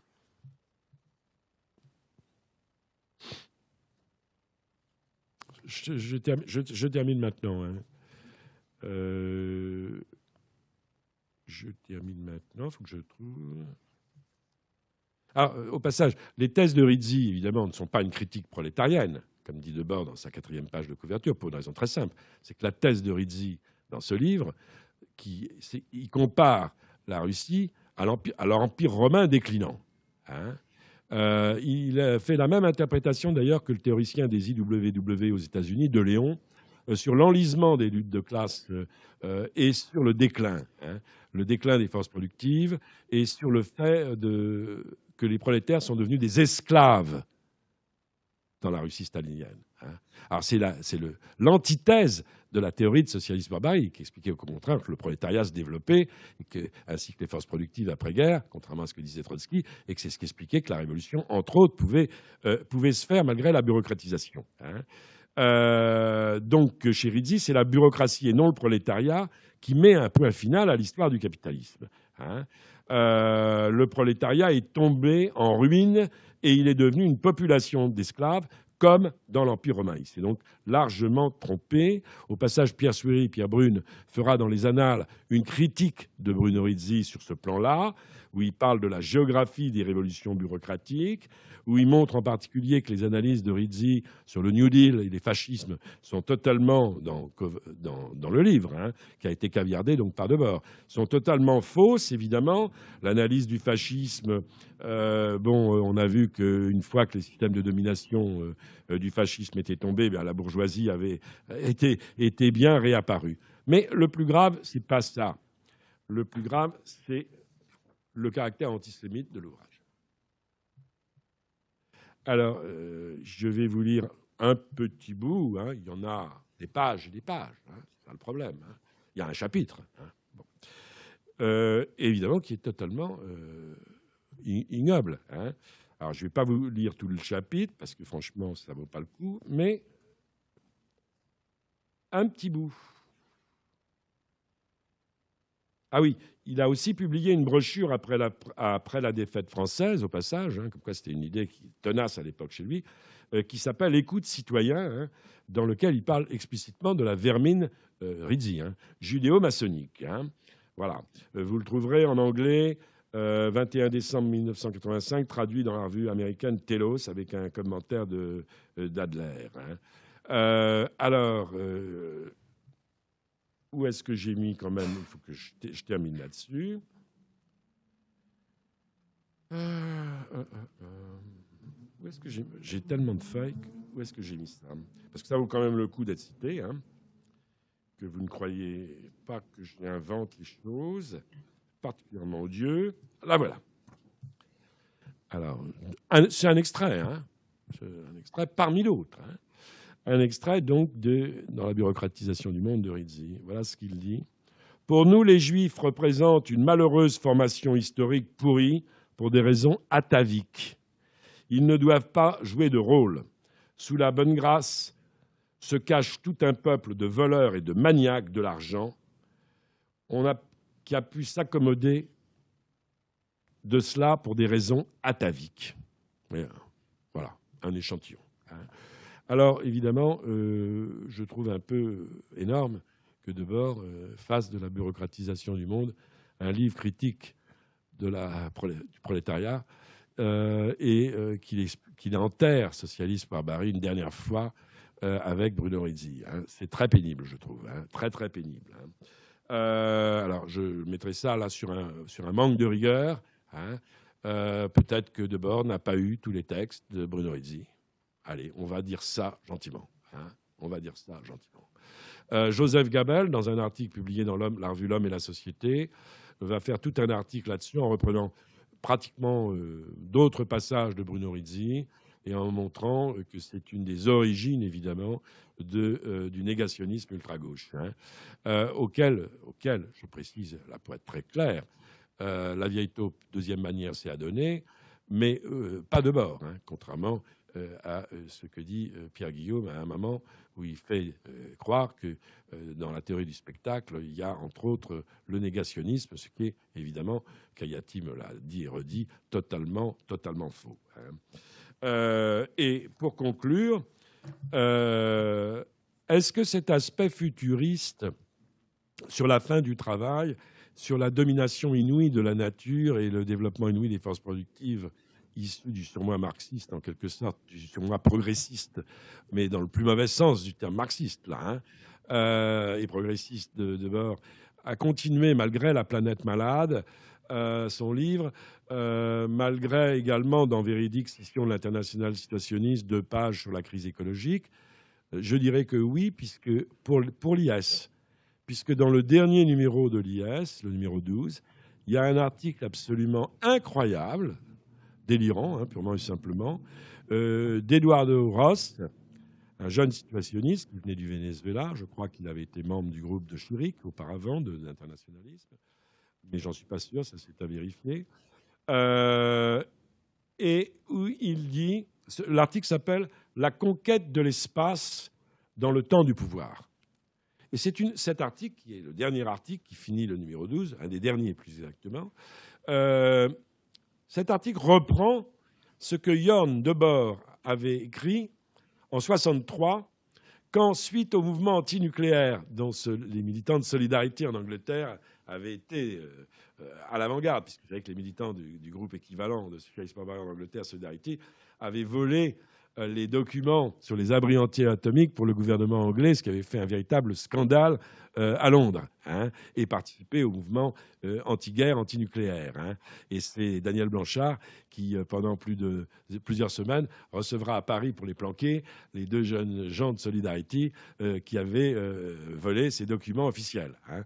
Alors, quand ça se passe en 62-63, ce grand mouvement qui existe beaucoup en Hollande aussi, dans les Pays-Bas, dans les pays d'Europe du Nord, plus qu'en France, parce qu'en France, c'est le Parti communiste qui mène la danse sur ce sujet-là. Hein. Alors que là, c'est en Angleterre et dans ces pays-là, c'est les plus radicaux.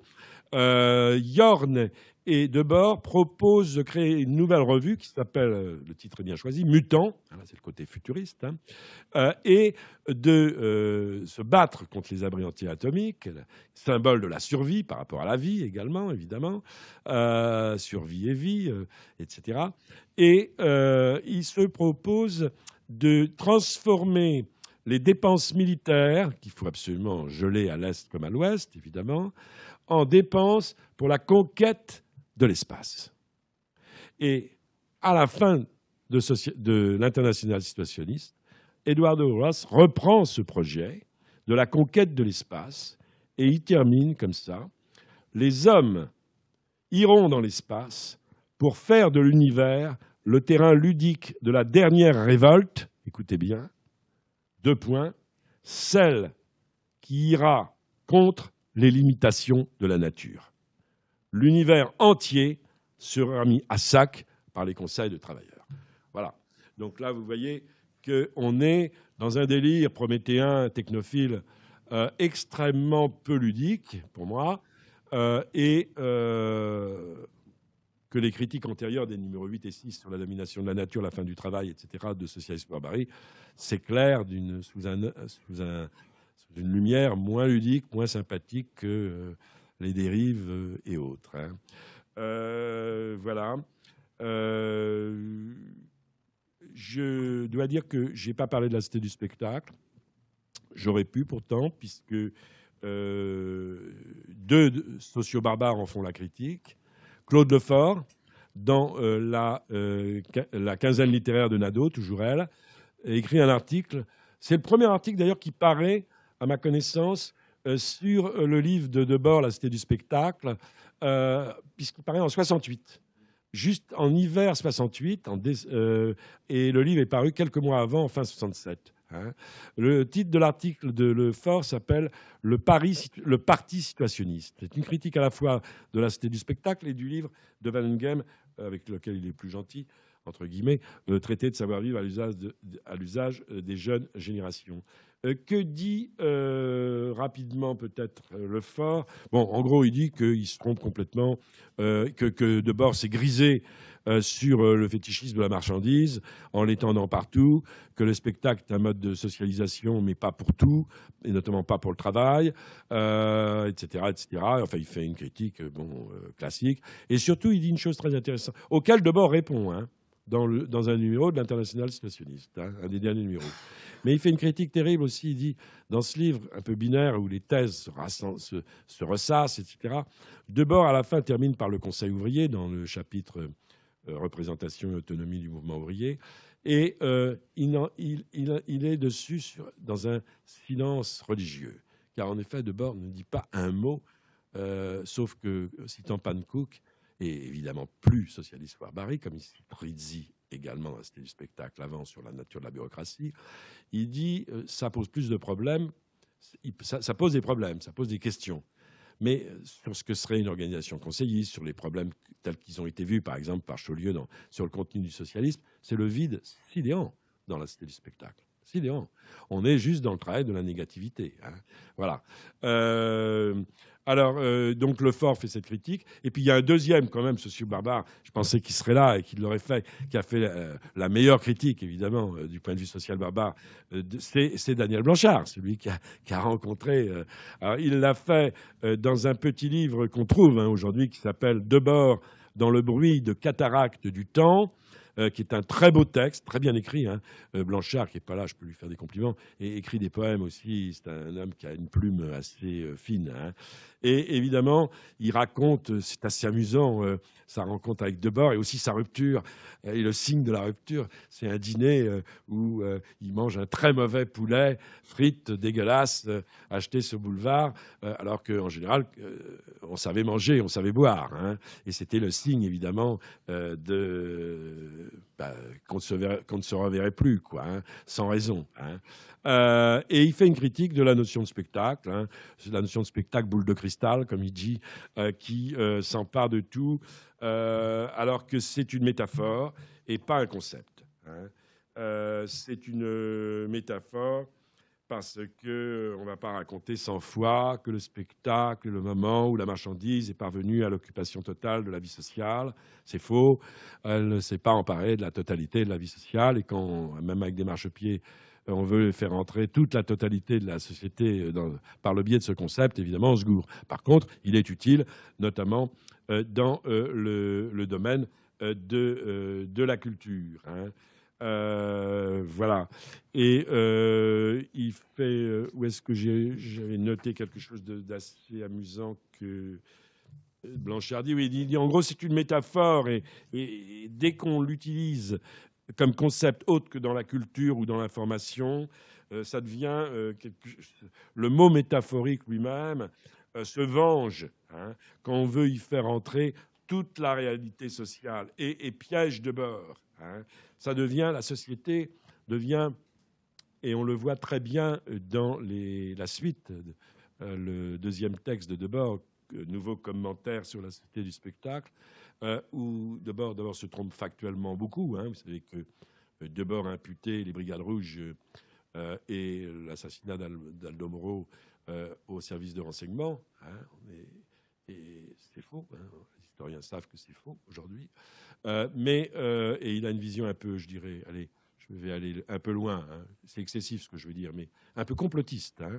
Mais surtout, la société, en Italie en particulier, qui est au centre des nouveaux commentaires sur la société du spectacle, est vue effectivement comme un théâtre à l'italienne avec ses coulisses. Et ceux qui, comme des marionnettistes, tendent les choses, etc. Et là, on voit que le concept de spectacle ne peut pas servir à tout. Ça devient abusif, disons. Ça devient abusif. Et c'est probablement pour ça que Castoriadis n'a jamais rien écrit à part 4 lignes sur Dada Clochard, je pense. Voilà. Je m'arrêterai là. Si David peut faire passer le micro.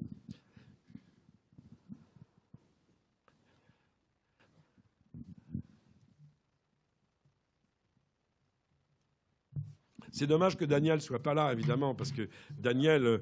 Mais lisez, si vous ne l'avez pas lu, ça vaut vraiment le coup d'être lu. Je vais vous le faire passer pour que vous preniez les coordonnées. Je vous le fais passer. Oui, vraiment, le témoignage de Daniel est formidable, mais sa critique aussi. Mais le témoignage est très drôle aussi.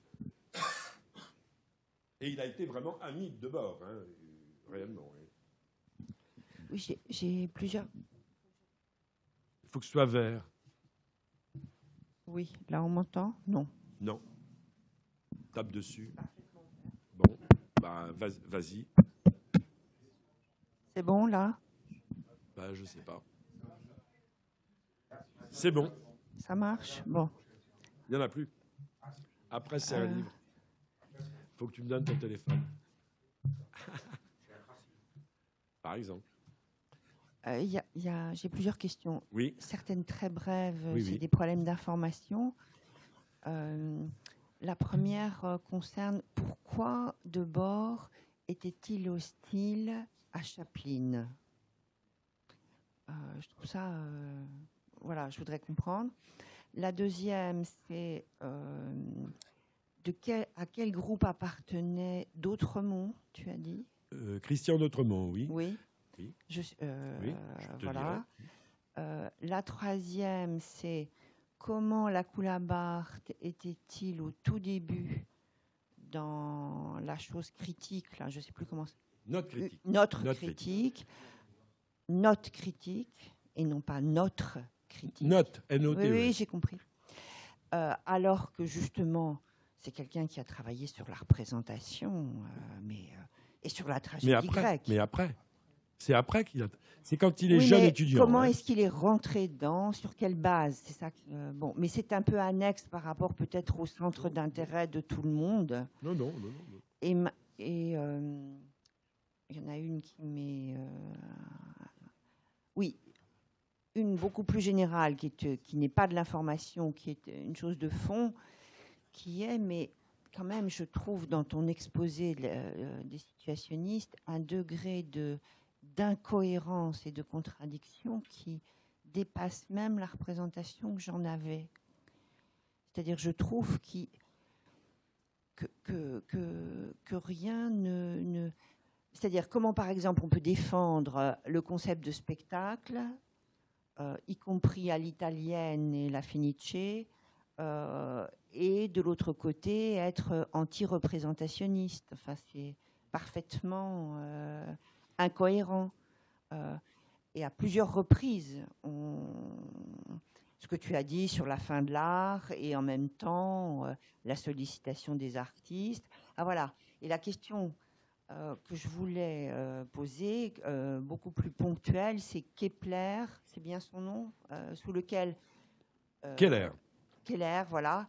Pourquoi est-ce qu'il a republié? Sur quelle base a-t-il republié dans l'international situationniste alors qu'il avait démissionné et donc qu'il était en désaccord quand même? Et j'imagine sur l'art. je peux te répondre puis Oui. Voilà, alors, ça fait beaucoup de choses. Alors, on va commencer par le dernier point. Oui, Asgharian a démissionné parce qu'il était artiste, qu'il continuait ses activités artistiques, et d'autre part parce qu'il était dans l'institution artistique. Hein. Il travaillait avec des gens qui avaient des galeries, avec des marchands d'art, etc. Ce qui était évidemment encore plus scandaleux que le fait de continuer à faire des poèmes, des tableaux, des tapisseries, des musiques avec du buffet, etc. Il a démissionné pour ça, parce qu'il était dans une critique pratique. Il avait une pratique qui était différente de ses camarades qui ne pratiquaient plus ce genre de choses. Hein, et qui avait décidé que pour l'essentiel, ça n'avait pas beaucoup d'intérêt, sauf à être réemployé dans un emploi de la vie qui serait permis par la fin du travail, l'automatisation intégrale de la production, la ville nouvelle, influentielle, où toutes les techniques, tous les arts seraient rassemblés pour le fameux urbanisme unitaire et ludique. Alors, ensuite, D'Autremont. Alors, Christian D'Autremont, donc, qui a écrit le texte La Révolution contre le réalisme socialiste, qui avait eu un certain écho à l'époque, hein, et qui a été exclu du Parti communiste français, d'ailleurs, à la suite de ça, ou belge. Il était membre du groupe des surréalistes révolutionnaires. C'est une tendance des surréalistes qui a participé à la résistance, contrairement à Breton et à Perret, pendant la guerre, hein, avec Noël Arnaud en France, par exemple, comme figure, et d'autres, avec Alechinsky, etc. Hein. Pourquoi alors, sur le côté critique de la représentation, bah, oui, évidemment, c'est la thèse centrale de l'IS. Hein, si on n'est pas d'accord avec ça, on n'est pas d'accord. Bon. Mais en même temps, Debord, c'est pas que ça. Moi, j'ai tordu le bâton dans un sens. C'est la recherche quand même poétique d'un autre mode d'emploi de la vie. Hein. Et ça a un côté. Et il s'est tenu à cette hauteur, je dirais, quand même pas mal. Hein. Donc ça, c'est son côté positif, entre guillemets. C'est l'œuvre du négatif, d'ailleurs, plutôt. Sur Charlie Chaplin et pourquoi Debord quitte Isou et les lettristes au moment où Chaplin est ovationné au Festival de Cannes. Alors, c'est à cause d'une déclaration. Alors, j'ai pas tout en tête, là, mais c'est à cause d'une déclaration, je te le donnerai, c'est à cause d'une déclaration de Chaplin sur la reconstruction et les États-Unis, quelque chose comme ça.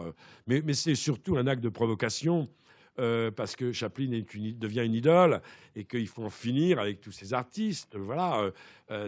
C'est comme si on disait le cinéma est mort. Ah oui, mais il y a Fellini, il y a Tatarkovsky, il y a le japonais, il y a Fellini, il y a Visconti, à la poubelle. Bon, on va pas aller. Le cinéma est mort, il est mort. Donc tous ces gens-là, ils n'existeront jamais. Bon, hein. Fukushima, voilà. Bon. Et tu m'as posé une autre question sur. C'est ça à peu près. Ah, ben non, alors écoute, oui, mais il a des points communs. Il a un grand point commun avec Debord, c'est sa critique de l'urbanisme. Voilà. C'est la critique de l'urbanisme. C'est la critique de la charte d'Athènes, la critique de Le Corbusier, la critique de la ville fonctionnelle avec.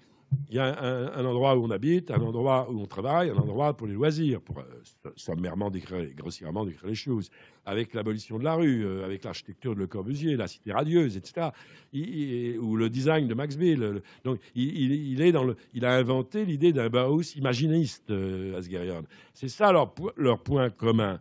Ensuite, ils sont amis. Il y a une amitié. Et c'est une amitié qui dure, c'est celle qui dure le plus longtemps, par rapport à d'autres amis qu'il a. Et j'ai fait l'allusion perfide que cette amitié était bien entretenue par Debord, puisque à ce moment-là, le mécène de la revue, c'est pas Debord. C'est pas le beau-père de Bernstein. C'est essentiellement Yorn, qui a de l'argent, qui vend des tableaux, qui commence à avoir un certain succès et à avoir de l'argent.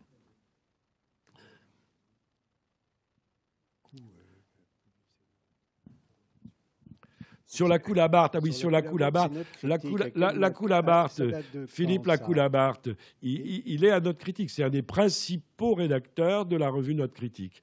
Et Note Critique, pour aller à l'essentiel, qui est une très bonne revue, hein, il faudrait la rééditer, c'est un mi-chemin entre Socialisme à Paris, les thèses de Jacques Ellul sur le système technicien, et l'international stationniste, voilà. Oui, mais à quelle époque? Parce que Lacoue est encore à Bordeaux à ce moment-là, ou... Lacoue-Labarthe est encore à Bordeaux à ce moment-là. Il est étudiant, il est jeune étudiant. Oui, c'est ça. Donc, il est jeune étudiant. Oui. Après, il va à Strasbourg. Non, il va à Saumur. Oui, mais il finit à Strasbourg. Et c'est là qu'il rencontre Jean-Luc Nancy par le biais de Daniel Joubert. Mais après, il fait effectivement, dans 3-4 textes, il fait une critique radicale de ce qu'il a aimé. Voilà, il s'est toujours intéressé à la question de la représentation et jeune, très jeune, il était un peu sur ces chemins-là, disons. Voilà. On a le droit de changer d'avis. Hein. Je pense que Philippe Lacoue-Labarthe est celui qui a fait la meilleure critique des thèses de Debord et sur la représentation, bien sûr. Hein. Ça, il n'y a pas mieux. Hein. Et puis c'est très étayé, évidemment, sur le plan philosophique et tout.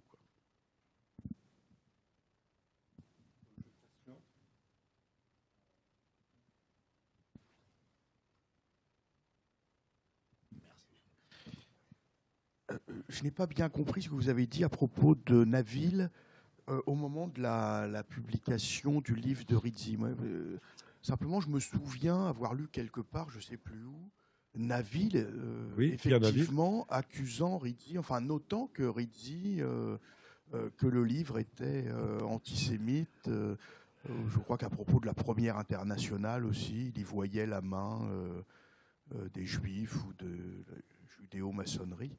Mais vous avez fait une allusion, enfin, oui. dans la question de la j'ai fait une allusion. Libre, Naville écrit à Champ Libre en proposant la publication de la bureaucratisation du monde, mais peut-être avec des notes critiques, les siennes. Et à ce moment-là, justement, Debord se précipite, il dit il faut publier le livre parce que ça se sait dans le milieu parisien, il faut être les premiers à le publier. Oui, parce que Naville était très critique. Naville était très critique. Naville a publié beaucoup d'ouvrages, notamment un ouvrage en 5 volumes qui s'appelle Le Nouveau Léviathan. Et il y a tout un tome dans Le Nouveau Léviathan où il fait l'historique comparatif des différentes théories sur l'URSS et notamment celle de Socialisme à Paris, qui d'ailleurs est très mauvaise, sa critique, parce que visiblement il n'a pas tout lu.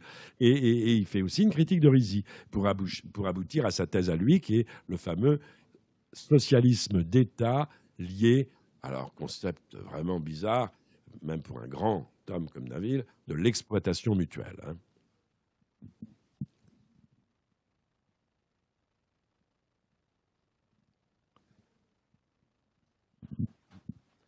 On a 5 minutes encore, madame, oui 5 minutes, on a juste 5 minutes. Hein, et après, on termine on termine dehors. Quoi, hein, si vous voulez. Donc vous avez beaucoup... Par contre, je voudrais avoir mon livre de Blanchard. D'accord. Je trouvais très intéressant le fait que vous souligniez la filiation avec le mouvement futuriste chez les situationnistes. Est-ce qu'on ne peut pas remonter encore avant et aller voir une influence d'une certaine branche de l'anarchisme de la toute fin du 19e siècle, la branche scientiste, avec quelques utopies qui justement promeuvent une fin du travail par l'automation, comme ce que proposent finalement les situationnistes. Et comme qui? Comme anarchiste ou utopiste du 19e? Eh ben, justement, il faut que je vérifie ça. Je ne Oui. sais pas si certains dans la salle connaissent un peu... Non. Mais je vous écrirai à ce propos. Qui Ben, là, les noms m'échappent, mais je sais qu'il y D'accord. a un mouvement scientiste, anarchiste à la fin du 19e siècle. Je ne connais pas, moi. D'accord. L'utopiste qui est vénéré par les situationnistes, c'est Charles Fourier, bien sûr. Hein, comme Charles Fourier était vénéré par Breton. Ode à Charles Fourier. Hein. Oui, c'est ce que je viens de dire. Ode à Charles Fourier. Et les situationnistes, ils se sont amusés, après 68, place Clichy, à faire, avec un ami anarchiste à eux d'ailleurs, qui était sculpteur, un coulé de la statue de Fourier qui avait été déboulonnée, et ils ont remis la statue de Charles Fourier place Clichy. Hein. Elle a été enlevée 15 jours après, avec beaucoup de difficultés d'ailleurs, par la police de l'époque. Hein. Et par rapport justement à cet anarchisme, est-ce que vous avez vu justement les liens des situationnistes avec des groupes anarchistes de l'époque? De l'époque, de leur époque. Oui, c'est ça. Ah oui, ils ont eu des liens avec, évidemment, les groupes anarchistes qui les ont approchés, c'est-à-dire Noir et Rouge, Lugac, etc. Daniel Guérin. Mais ils avaient des désaccords politiques importants, notamment Guérin soutenait Ben Bella et le secteur autogéré après l'indépendance, et avait beaucoup d'illusions au passage sur ce secteur autogéré sous Ben Bella, et les situationnistes, pas du tout. Hein. Et puis, dans la Cité du spectacle, dans le chapitre assez long, le mouvement, la représentation et autonomie du mouvement ouvrier, je ne sais pas exactement ça, enfin, vous retrouverez, il y a une critique de l'anarchisme qui est faite par Debord, hein, qui est plus proche à ce moment-là des manuscrits de jeunesse de Marx, etc. Et voilà, donc les libertaires qui n'étaient pas des anti-marxistes simplets, comme Daniel Guérin, qui disait marxiste libertaire, etc. Oui, ils ont eu des contacts, mais ça n'a jamais été très loin. Hein. Au sein du groupe de l'Internationale situationniste, il y avait des sensibilités différentes. Hein. Par exemple, Mustapha Kayati était le plus marxiste, si je puis dire. René Viennet était le plus anard. Hein. C'est celui qui a le plus mal terminé. Hein. René Viennet écrit des choses aujourd'hui ultra réactionnaires. Hein. Oui. Il a fait une apologie du nucléaire, par exemple, et des centrales nucléaires qui est absolument incroyable. Et puis, il a été marchand à Taïwan, hein, et pas marchand de... Voilà, bon. C'était le plus libertaire, cela dit, le plus drôle. Hein. C'était un des plus drôles, parce qu'ils n'étaient pas tous marrants. Hein. Bon, mais pour lui, il dit, quand on lui demande votre participation à l'Internationale situationniste, et les situationnistes, c'était quoi? Alors qu'il a écrit de très bons articles, Viennet, hein, notamment sur la Chine. Hein. Il dit, on était une bande de joyeux hédonistes rigolards. Donc il réduit ça à ça, ce qui est quand même un peu réducteur, hein, qui est très réducteur. Hein. D'autres questions? Bon, on va lever. Alors, oui. Si je peux poser une question rapidement. Je crois que vous avez donné quelques éléments par rapport à Debord et sa réaction, par exemple avec Rizzi, qui voulait dire que socialisme ou barbarie n'était pour rien dans tout ça.